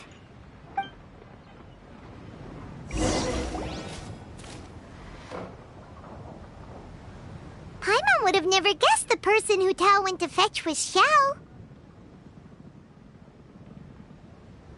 Oh, that's also the first I've heard of the Traveler and Paimon being friends with the Conqueror of Demons. You know Xiao Chu? Knowing is a bit of an overstatement. I've always looked up to him. You might not know this, Paimon, but we exorcists have worked in close collaboration with the Conqueror of Demons for many generations, dispelling evil together, both in the open and from the shadows. Hard to imagine that thanks to Hu Tao, I've finally gotten the chance to meet him. Conqueror of Demons, I'm honored to make your acquaintance. Likewise. It is a great honor indeed to have a chance to meet the legendary Conqueror of Demons. Changyun has brought that name up quite a few times in the past. I remember you mentioning wanting him to understand the importance of exorcists. We know each other too. He helped try my dishes during the Masterful Chef's cook-off. I didn't think we'd have the chance to meet again. Happy Lantern Rite. No anecdote, however, compares to meeting you in person. I'm Xingqiu, Shangling and Changyun's friend. The pleasure is all mine. Whoa, everyone's getting all formal and polite all of a sudden. Paimon doesn't know what she should say anymore. Adeptus Xiao, mighty Conqueror of Demons, please accept Paimon's greetings too. Belated Happy Lantern Rite. Paimon tried very hard to look for a fancy word, okay? Don't be too harsh on Paimon! There's no need to be so polite. You're right. This was meant to be a nice little get-together between friends after all. Too much formality kills the atmosphere. I didn't plan this gathering only for everyone to walk on eggshells. Hiya. What's your true intention then? A little get-together between friends, sipping the finest tea and watching lanterns float into the sky, bidding farewell to the past and embracing the present with joy. And that is something our consultant would say. I think it deserves a standing ovation. Indeed. Exceptional acting skills, Director. As for me, I'm just here to have fun and treat everyone to something good.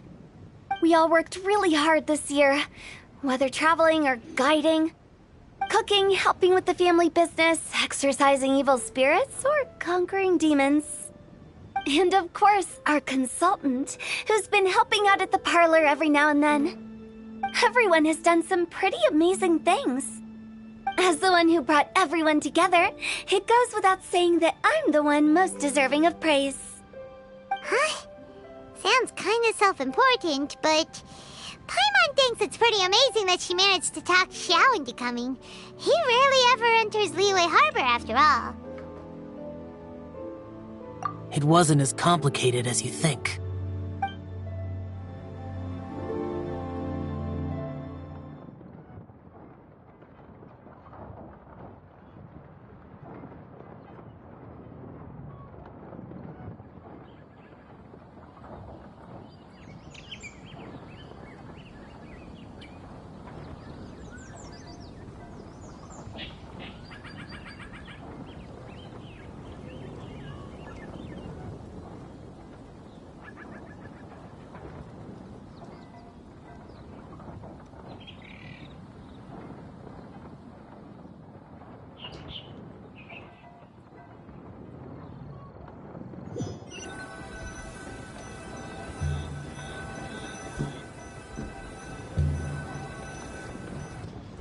Okay, gotcha.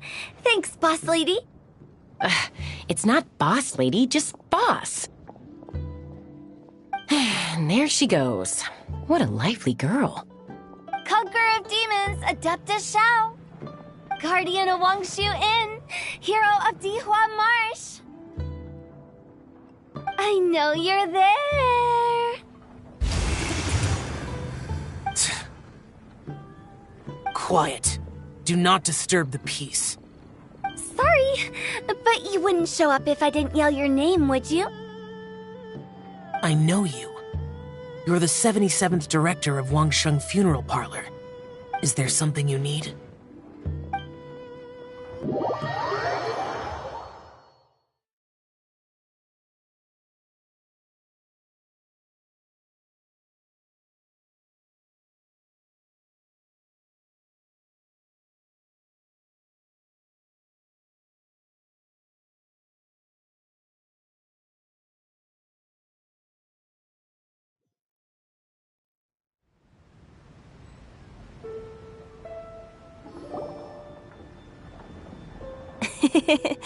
That does sound like one of Hu Tao's antics. Did the Conqueror of Demons agree to come so that Hu Tao would stop pestering him? There might be other reasons. Smart guess. Huh? There's more to it? It gets pretty boring from here on. I talked about the funeral parlor's past relationships with the guardian yakshas. You know, just to be sociable. In the time of the Archon War, disputes were frequent, and disaster overtook the land. Humans couldn't escape from the torment of the plague, nor could they escape death. The Adepti vanquished the demons, the Millelith fought valiantly, and Wangsheng Funeral Parlor was responsible for purifying the diseased and sending off the spirits of the dead. That is how the border between life and death was maintained during the war. And it effectively prevented further incidents from happening. That's right. 1 point for the consultant. But despite our deep-rooted connection, it still took me quite a while to actually convince him. You know him pretty well, huh? This matter is out of my control, so I need to be cautious. True, but I've kept that in mind too. That's why everyone here today is in one way or another acquainted with elemental power. Besides, it'll only be for a short while as we dine together. There won't be any lasting consequences. But I didn't expect there to be so many people. There's no need to worry, Conqueror of Demons. We're not feeling anything unusual so far. Our young exorcist over here is protected by his pure yang energy, so he's probably the most resilient. That's not the same. And did you just toss your carrots into my bowl? Hey, don't look away. Huh? What? I'm siding with Chongyun. I saw that too. You're lucky Guoba isn't here today. He hates seeing people being picky with their food. If he'd seen that, he'd definitely make you eat all your carrots. Huh? Guoba would do that? Is he that uncompromising? But now that I think of it, Xianglin told me that Guoba used to be the stove god. It sounds like you've heard the rumors. I'm doing fine. Not long ago, before Lantern Rite, I met an old friend. Thanks to his help, things have been a lot more stable than before.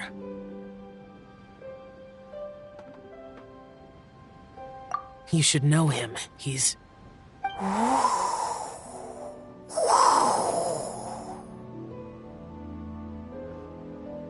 Seeds of story, brought by the wind. And cultivated by time. Did Paimon just unconsciously complete that saying? That voice. Could it be?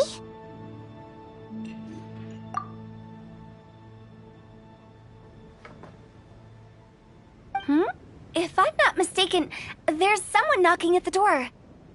Don't just sit there, Zhongli. Go welcome our guest in. No such need. I'm coming in.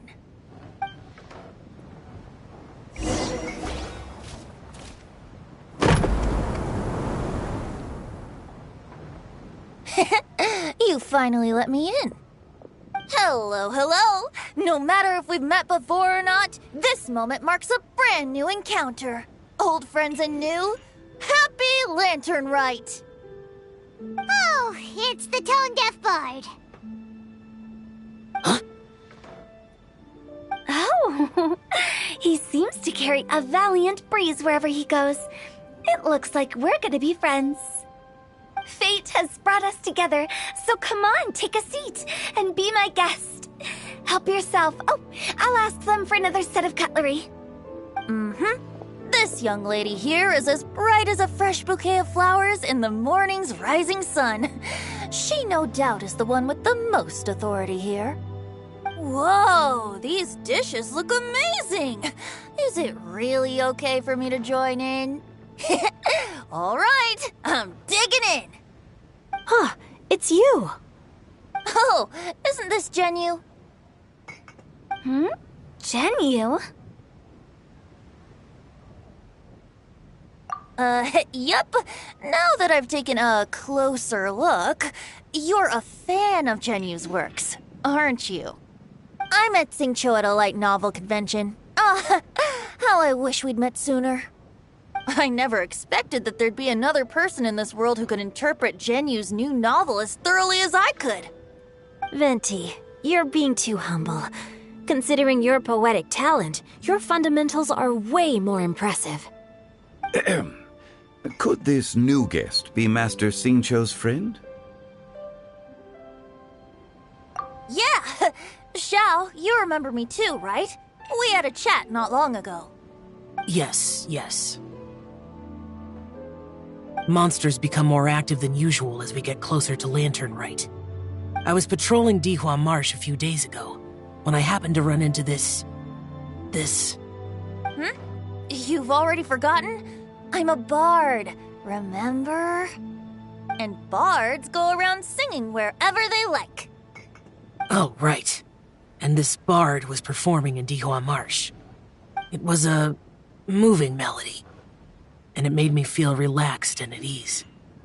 I couldn't help but stay and listen. Thank you for your patronage. I understand now, too. I'm Zhongli, currently working at the Wangsheng Funeral Parlor. It's a pleasure to meet you, new friend. And I'm his boss. Oh, and if there's anything unsatisfactory, let me know anytime. That's very considerate of you. Oh? No wonder. Only a boss as savvy and reliable as you would be able to hire such an impressive consultant. Oh, you're too nice, Venti. Not to brag, but our consultant truly is impressive. His knowledge extends across the stars and the land, and there's nothing throughout history that he doesn't know. From the sophisticated way he speaks, it's hard not to suspect that he could very well be an adeptus in disguise.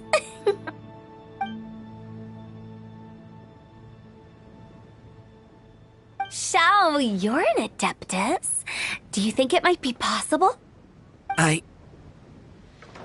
Sorry. I'm only good at conquering demons. I'm afraid I don't have much knowledge in that matter. Really? But Paimon thinks you're super knowledgeable.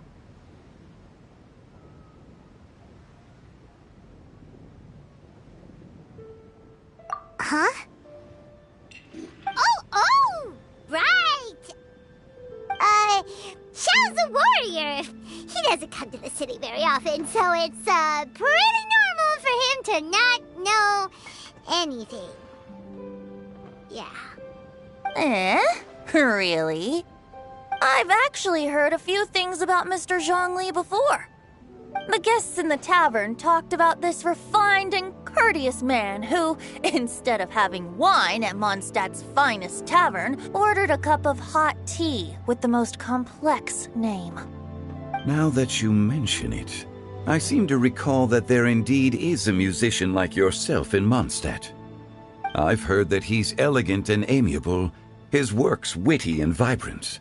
It's no overstatement to regard him as the best bard in Mondstadt. Now you're making me embarrassed. I would say that Mondstadt's poetry is a little run-of-the-mill sometimes.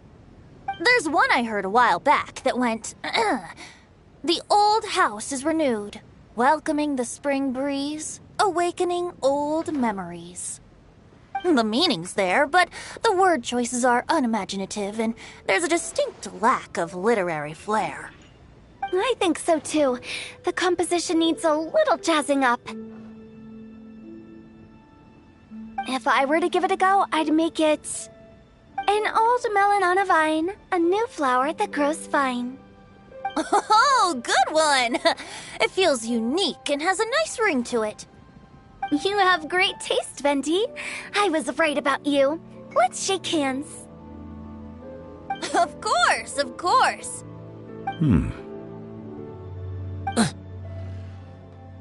Hey, Shincho! Mind lending me a few books when we get back? Pick out some well-written ones. I don't know if it's my own lack of literary knowledge, but I couldn't tell the difference between those two. I don't think it's your fault. Changyun's right. It's not our fault.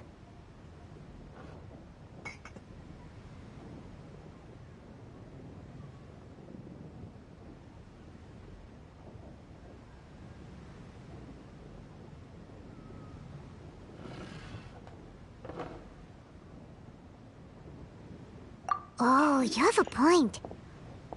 But speaking of, why is the Tone Deaf Bard here?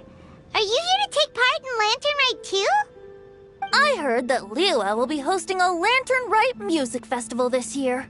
As a musician myself, how could I possibly resist the temptation to come take a look? Or listen. Getting to know other musical styles is essential to sparking inspiration, don't you think? As for the Fontaine friend who hosted the festival, I saw him near Stone Gate the other day. The Iridescence tour has finally been held successfully for once, so I had to congratulate him. Don't think anything of it. By the way, I was watching as you entered Shinyue Kiosk, but no one seemed to notice me. Should I say that it's because I'm an expert in hiding, or that a certain someone deliberately ignored the sound of the wind? Whenever Lantern Rite comes around, Liyue Harbor becomes bustling with activity. People are all busy watching the lanterns and strolling around the shops, and they might just go travel somewhere on a whim. It is rather difficult to predict another's whereabouts. The festival is in full swing and proceeding smoothly, and we're all gathered here with friends, new and old. This is no doubt a wonderful occasion worth celebrating. To come together with all of you at the beginning of the year, one can't help but be filled with joy. In a moment like this, I propose we raise a glass together. In my case, tea in lieu of wine.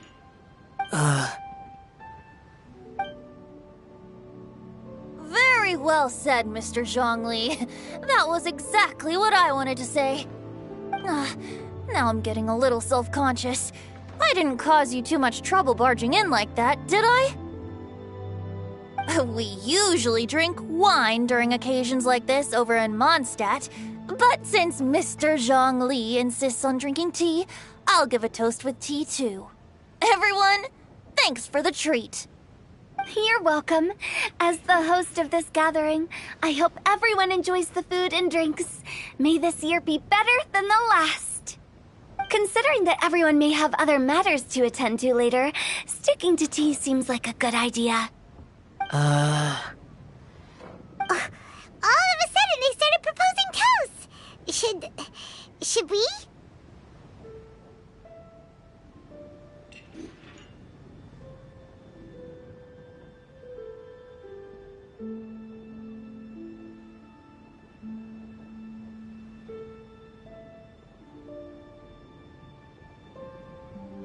What's with the urgency? Sure. Have you two finished eating? It's always nice to have a breath of fresh air after a meal. Helps with digestion. Paimon will come too. Yeah? Okay then. Don't forget to come back!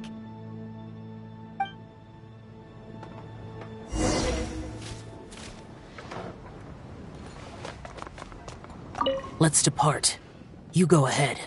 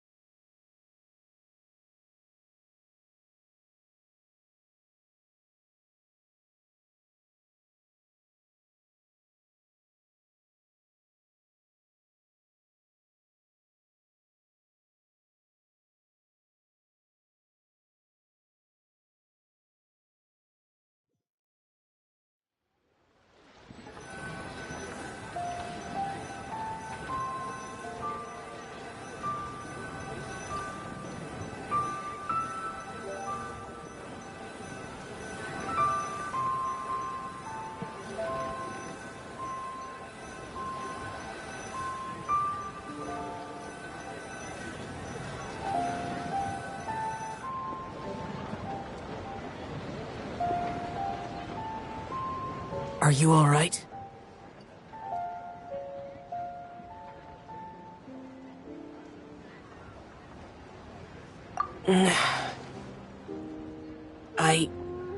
It's hard to describe. It's not that. There were those among the Adepti who loved gatherings and idle chit-chat. Sometimes they would call up a few others for a drink. Even I got dragged along to their gatherings many times. The Adepti all have their specialties, making most of them proud and arrogant. Everything they say is straight from the heart. It never gets too complicated. But this time...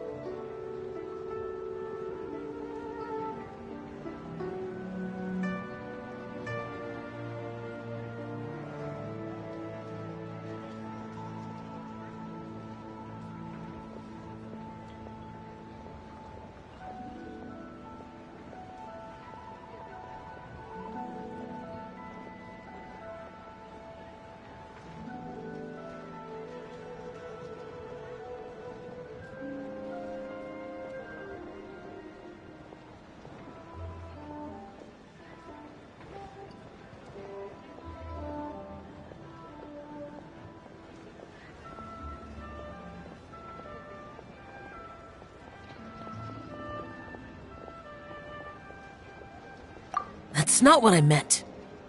Or perhaps I should say Rex Lapis is really good at adapting to human life. You could say that he actually enjoys doing so. And that's something I might never be able to do.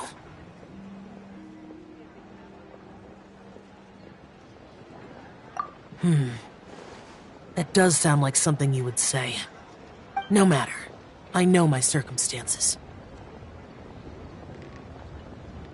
Whenever I think of the ordinary conversations I've had with you, it feels strangely novel. Yes. The parlor director went out of her way with the invitation, so it was difficult to turn her down. I had made mental preparations before agreeing to come. She told me that all the guests today would be acquainted with elemental power, and I knew that you would be here. But I didn't expect the other guests to be...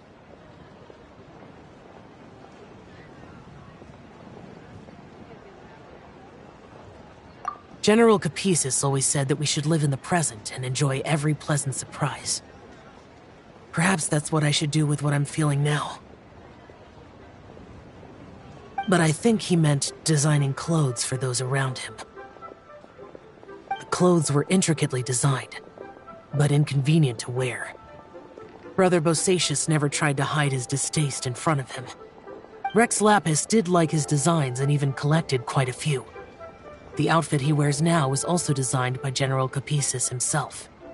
I never saw him wear this during the war. I didn't expect him to start wearing it later. Oh, here you are. I'm not intruding, right? You're not. What is it? Hu Tao saw that everyone's done eating and asked the staff to bring out the desserts.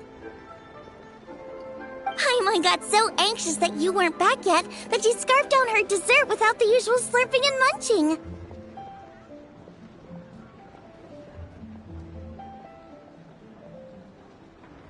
To be honest, I was kind of worried too.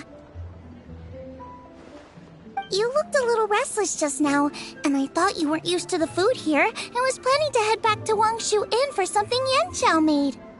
You're worrying too much. Why would I? Anyway, let's head back. Please wait! There's another reason why I came looking for you. Here, take these. I brought them for you. Almond tofu? Yup. Since the Masterful Chef's competition, you could say that Yanxiao and I are not only competitors, but good friends as well. I visit him at Wangshu Inn sometimes to discuss our cooking. I heard him say that the esteemed guest on the roof loves nothing more than a good plate of almond tofu, so I learned a thing or two about the dish from him. I'll be honest, before Hu Tao invited everyone, she secretly came looking for me, told me about the guests she planned to invite, and asked me for some suggestions on what she should order. So I made a few servings of almond tofu for you guys in advance. Take them as a token of gratitude for your support. When I told Guoba that I was making these for you, he started eagerly running around the kitchen and helping a lot too.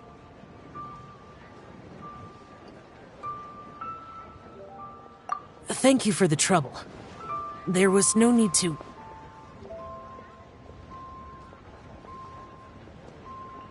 I'll take them. Thank you. And Guoba too. You're welcome. Oh, the almond tofu I made probably tastes and feels a little different from the type Yanxiao cooks. Please let me know if there's any improvements I should make. Okay. That's all. Alrighty, we should head back now. We can't keep Paimon waiting.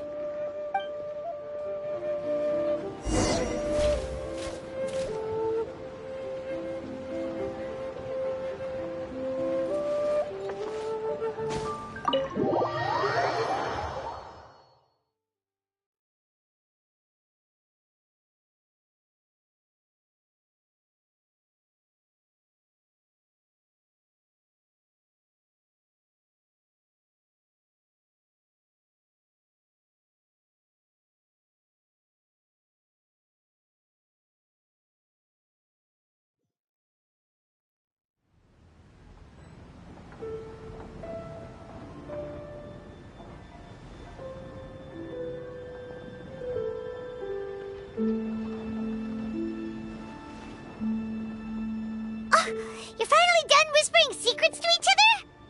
So much for promising Paimon you'll be back soon.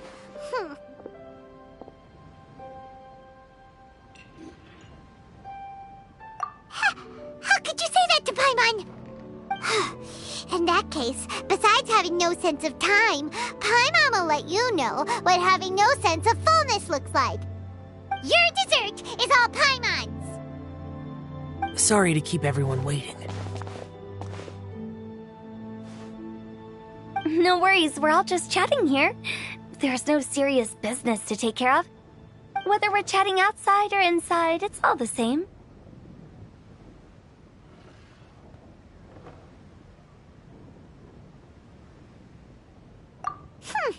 Paimon's too busy eating to talk to you. But even though we're all well acquainted by now, I think this festive gathering deserves something ceremonious. Oh? Is this some local custom? Nope. This is something I made up so that good luck will be on our side, that's all. Spontaneity is the best choice to make here. Let's use this incense burner on the table.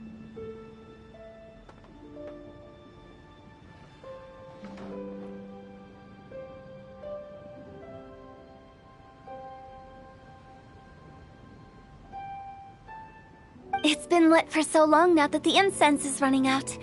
I'll leave refilling and lighting the incense to the most distinguished guest among us all.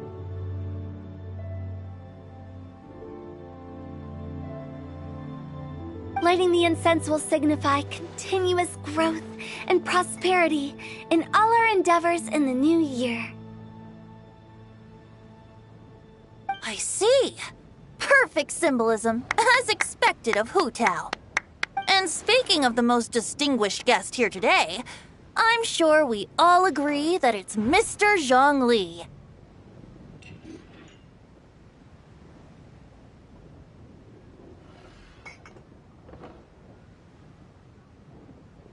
I'm not very familiar with the details of his past deeds, but chatting with him has been a real eye-opener, even for a bard who has traveled all across the world. If knowledge were a form of power, one could even say that you're a wielder of unlimited strength. But when it comes to having a way with words, the notable bard is certainly one cut above the rest. I just happen to have a good memory. It is such an unexceptional skill, yet you made it sound like an unparalleled talent. I am truly impressed. Since we all get to nominate someone...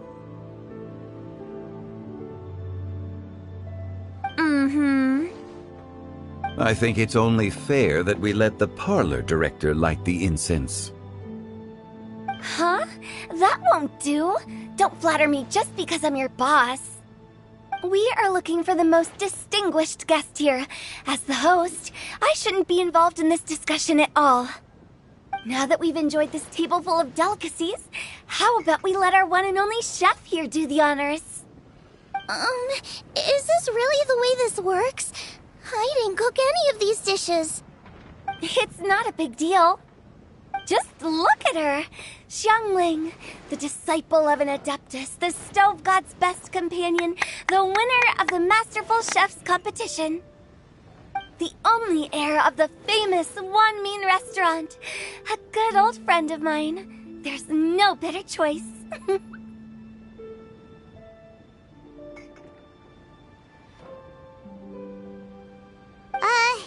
Why does Paimon feel like we're back at square one again?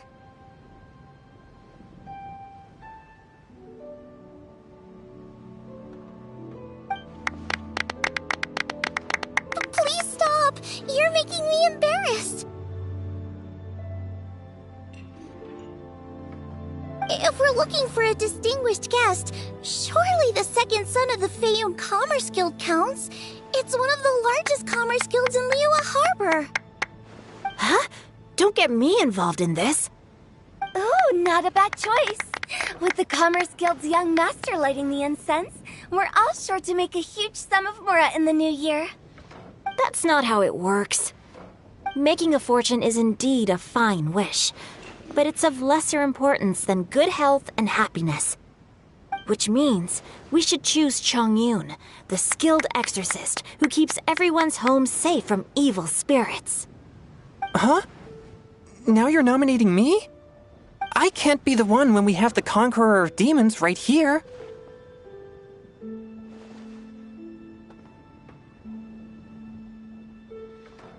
Adeptus Xiao has the most seniority among everyone here today.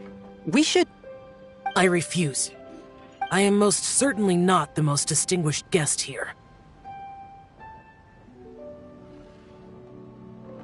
You should all be able to make the right judgment based on your observations. One person here is well acquainted with everyone else.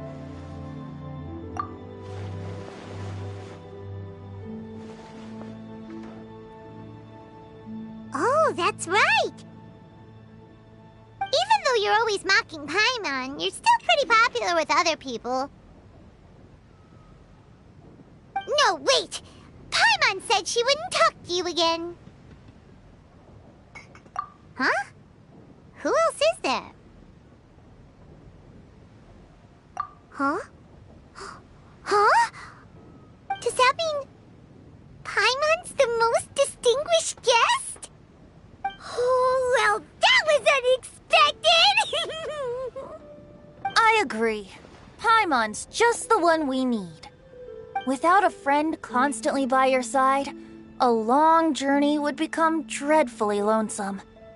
But once you have someone there to brighten up the atmosphere, everything along the way will become lively and vibrant too. Ah. The traveler has traversed many nations and left behind a great deal of fascinating stories. But without Paimon, they would have become quite monotonous. Paimon plays an indispensable role in making your journey a happy and smooth one. You guys, Paimon's not used to being praised like that. Those were genuine compliments, right? Thank you. You made Paimon wait for a long time, but Paimon's not mad anymore. Don't take everything to heart, Paimon. Friends tease each other all the time. That is indeed true. That means Paimon is as important to the traveler as Guoba is to me. Looks like we've come to an agreement. Any objections before we proceed? I trust the traveler's judgment. Then Paimon it is. And now, the world's most excellent traveler's greatest companion, guide, and friend, Paimon, will be refilling and lighting the incense for us. Here you go. Take the match, and don't burn yourself. But if things go really wrong, here's the 2-for-1 coupon.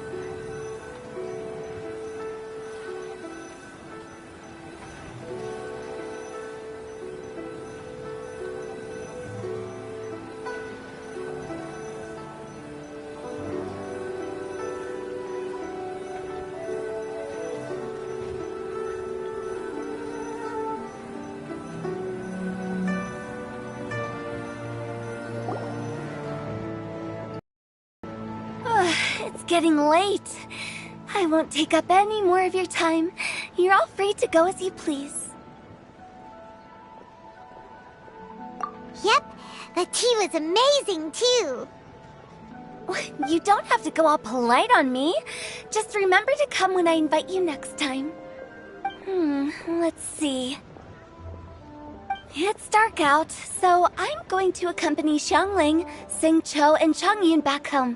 As for the rest of the guests, I'll leave them to our consultant. No need. I'm headed towards the harbor to meet a friend on the ship. There's no need to trouble one such as Mr. Zhongli. I think you know the place I'm talking about. Come meet me anytime.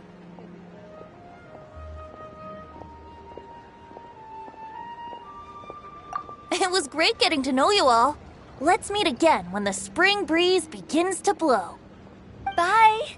Oh, we should write poetry together sometime.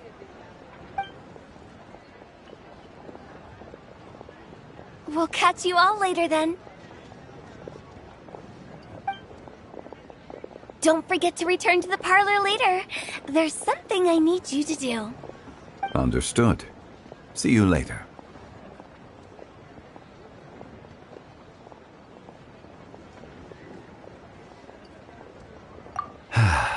Well then. Rex Lapis. Just Zhongli will do. I live as a mortal in Liyue Harbor now. I am just one among many who begin work at sunrise and retire to rest at sundown. If we were to consider status and seniority as Zhongli, I should be respectfully referring to you as Adeptus Shao. Heaven forbid.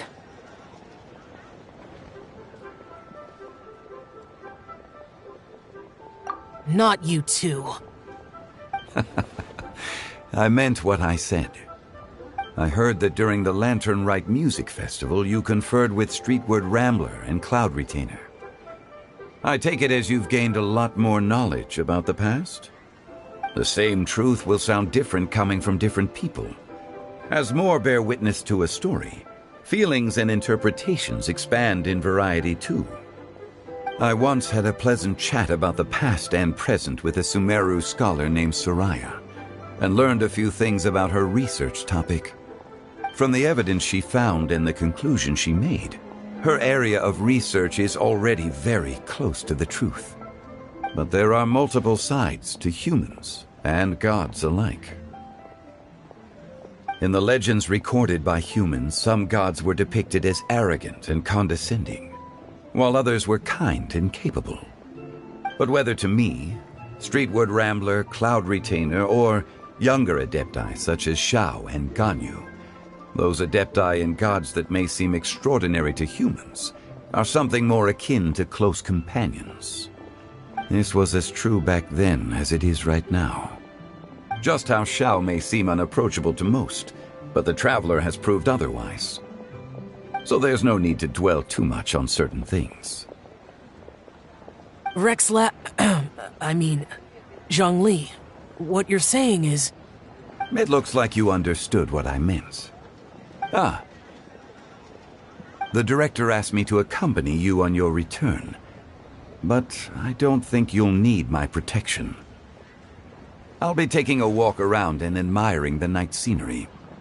After that, it'll be time for me to go back and meet up with the director. Goodbye for now. Bye, Zhongli! Everyone's gone now. Paimon always feels a little empty inside when a lively celebration ends. But at least you always stay by Paimon's side. No. Paimon got it mixed up. Paimon, the best and most distinguished travel guide, will always stay by your side, Traveler.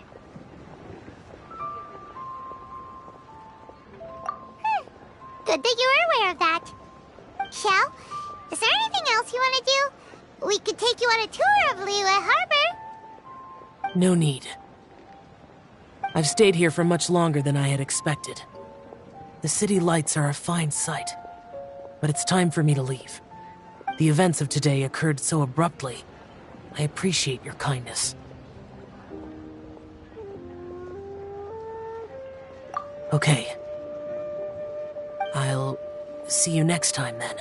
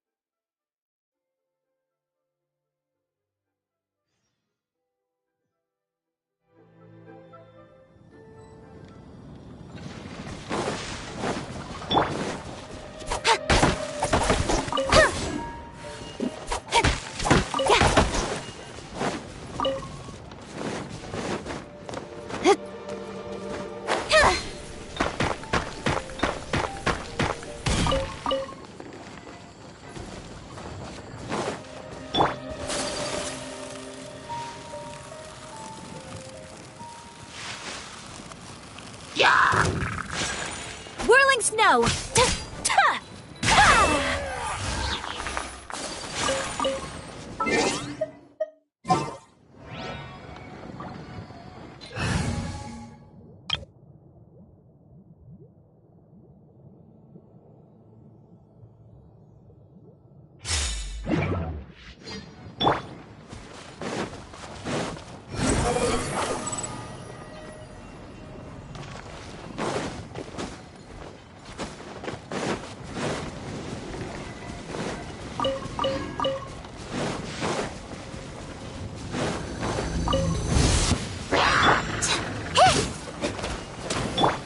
My guiding stars! Dare to mess with me?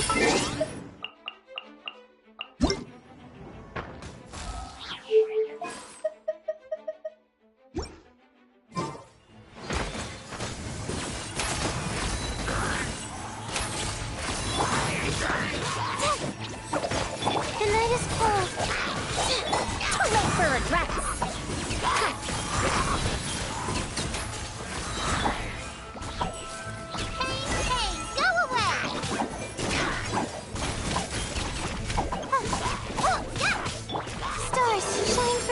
Tears of the storm!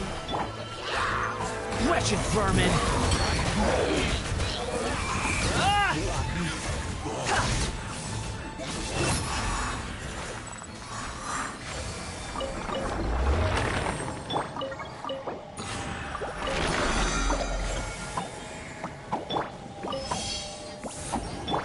Dare to mess with me?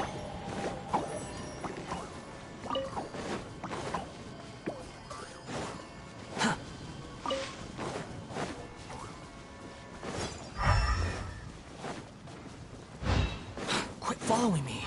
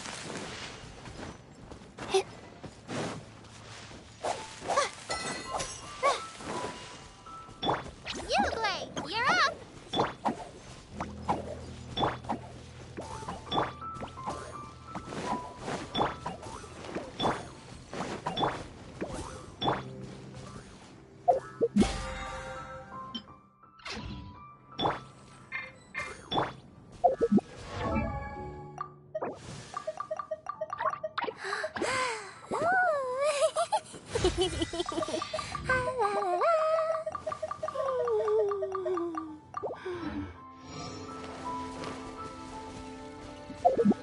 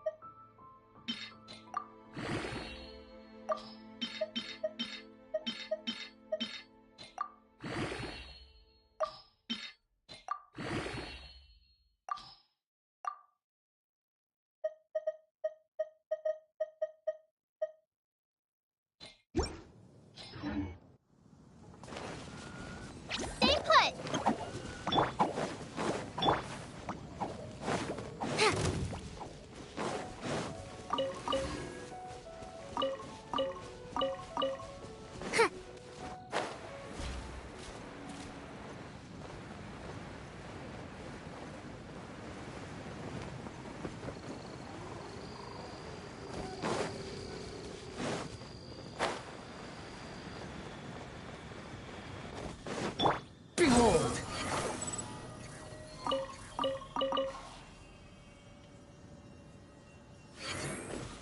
Quit following me! Squall and Fury!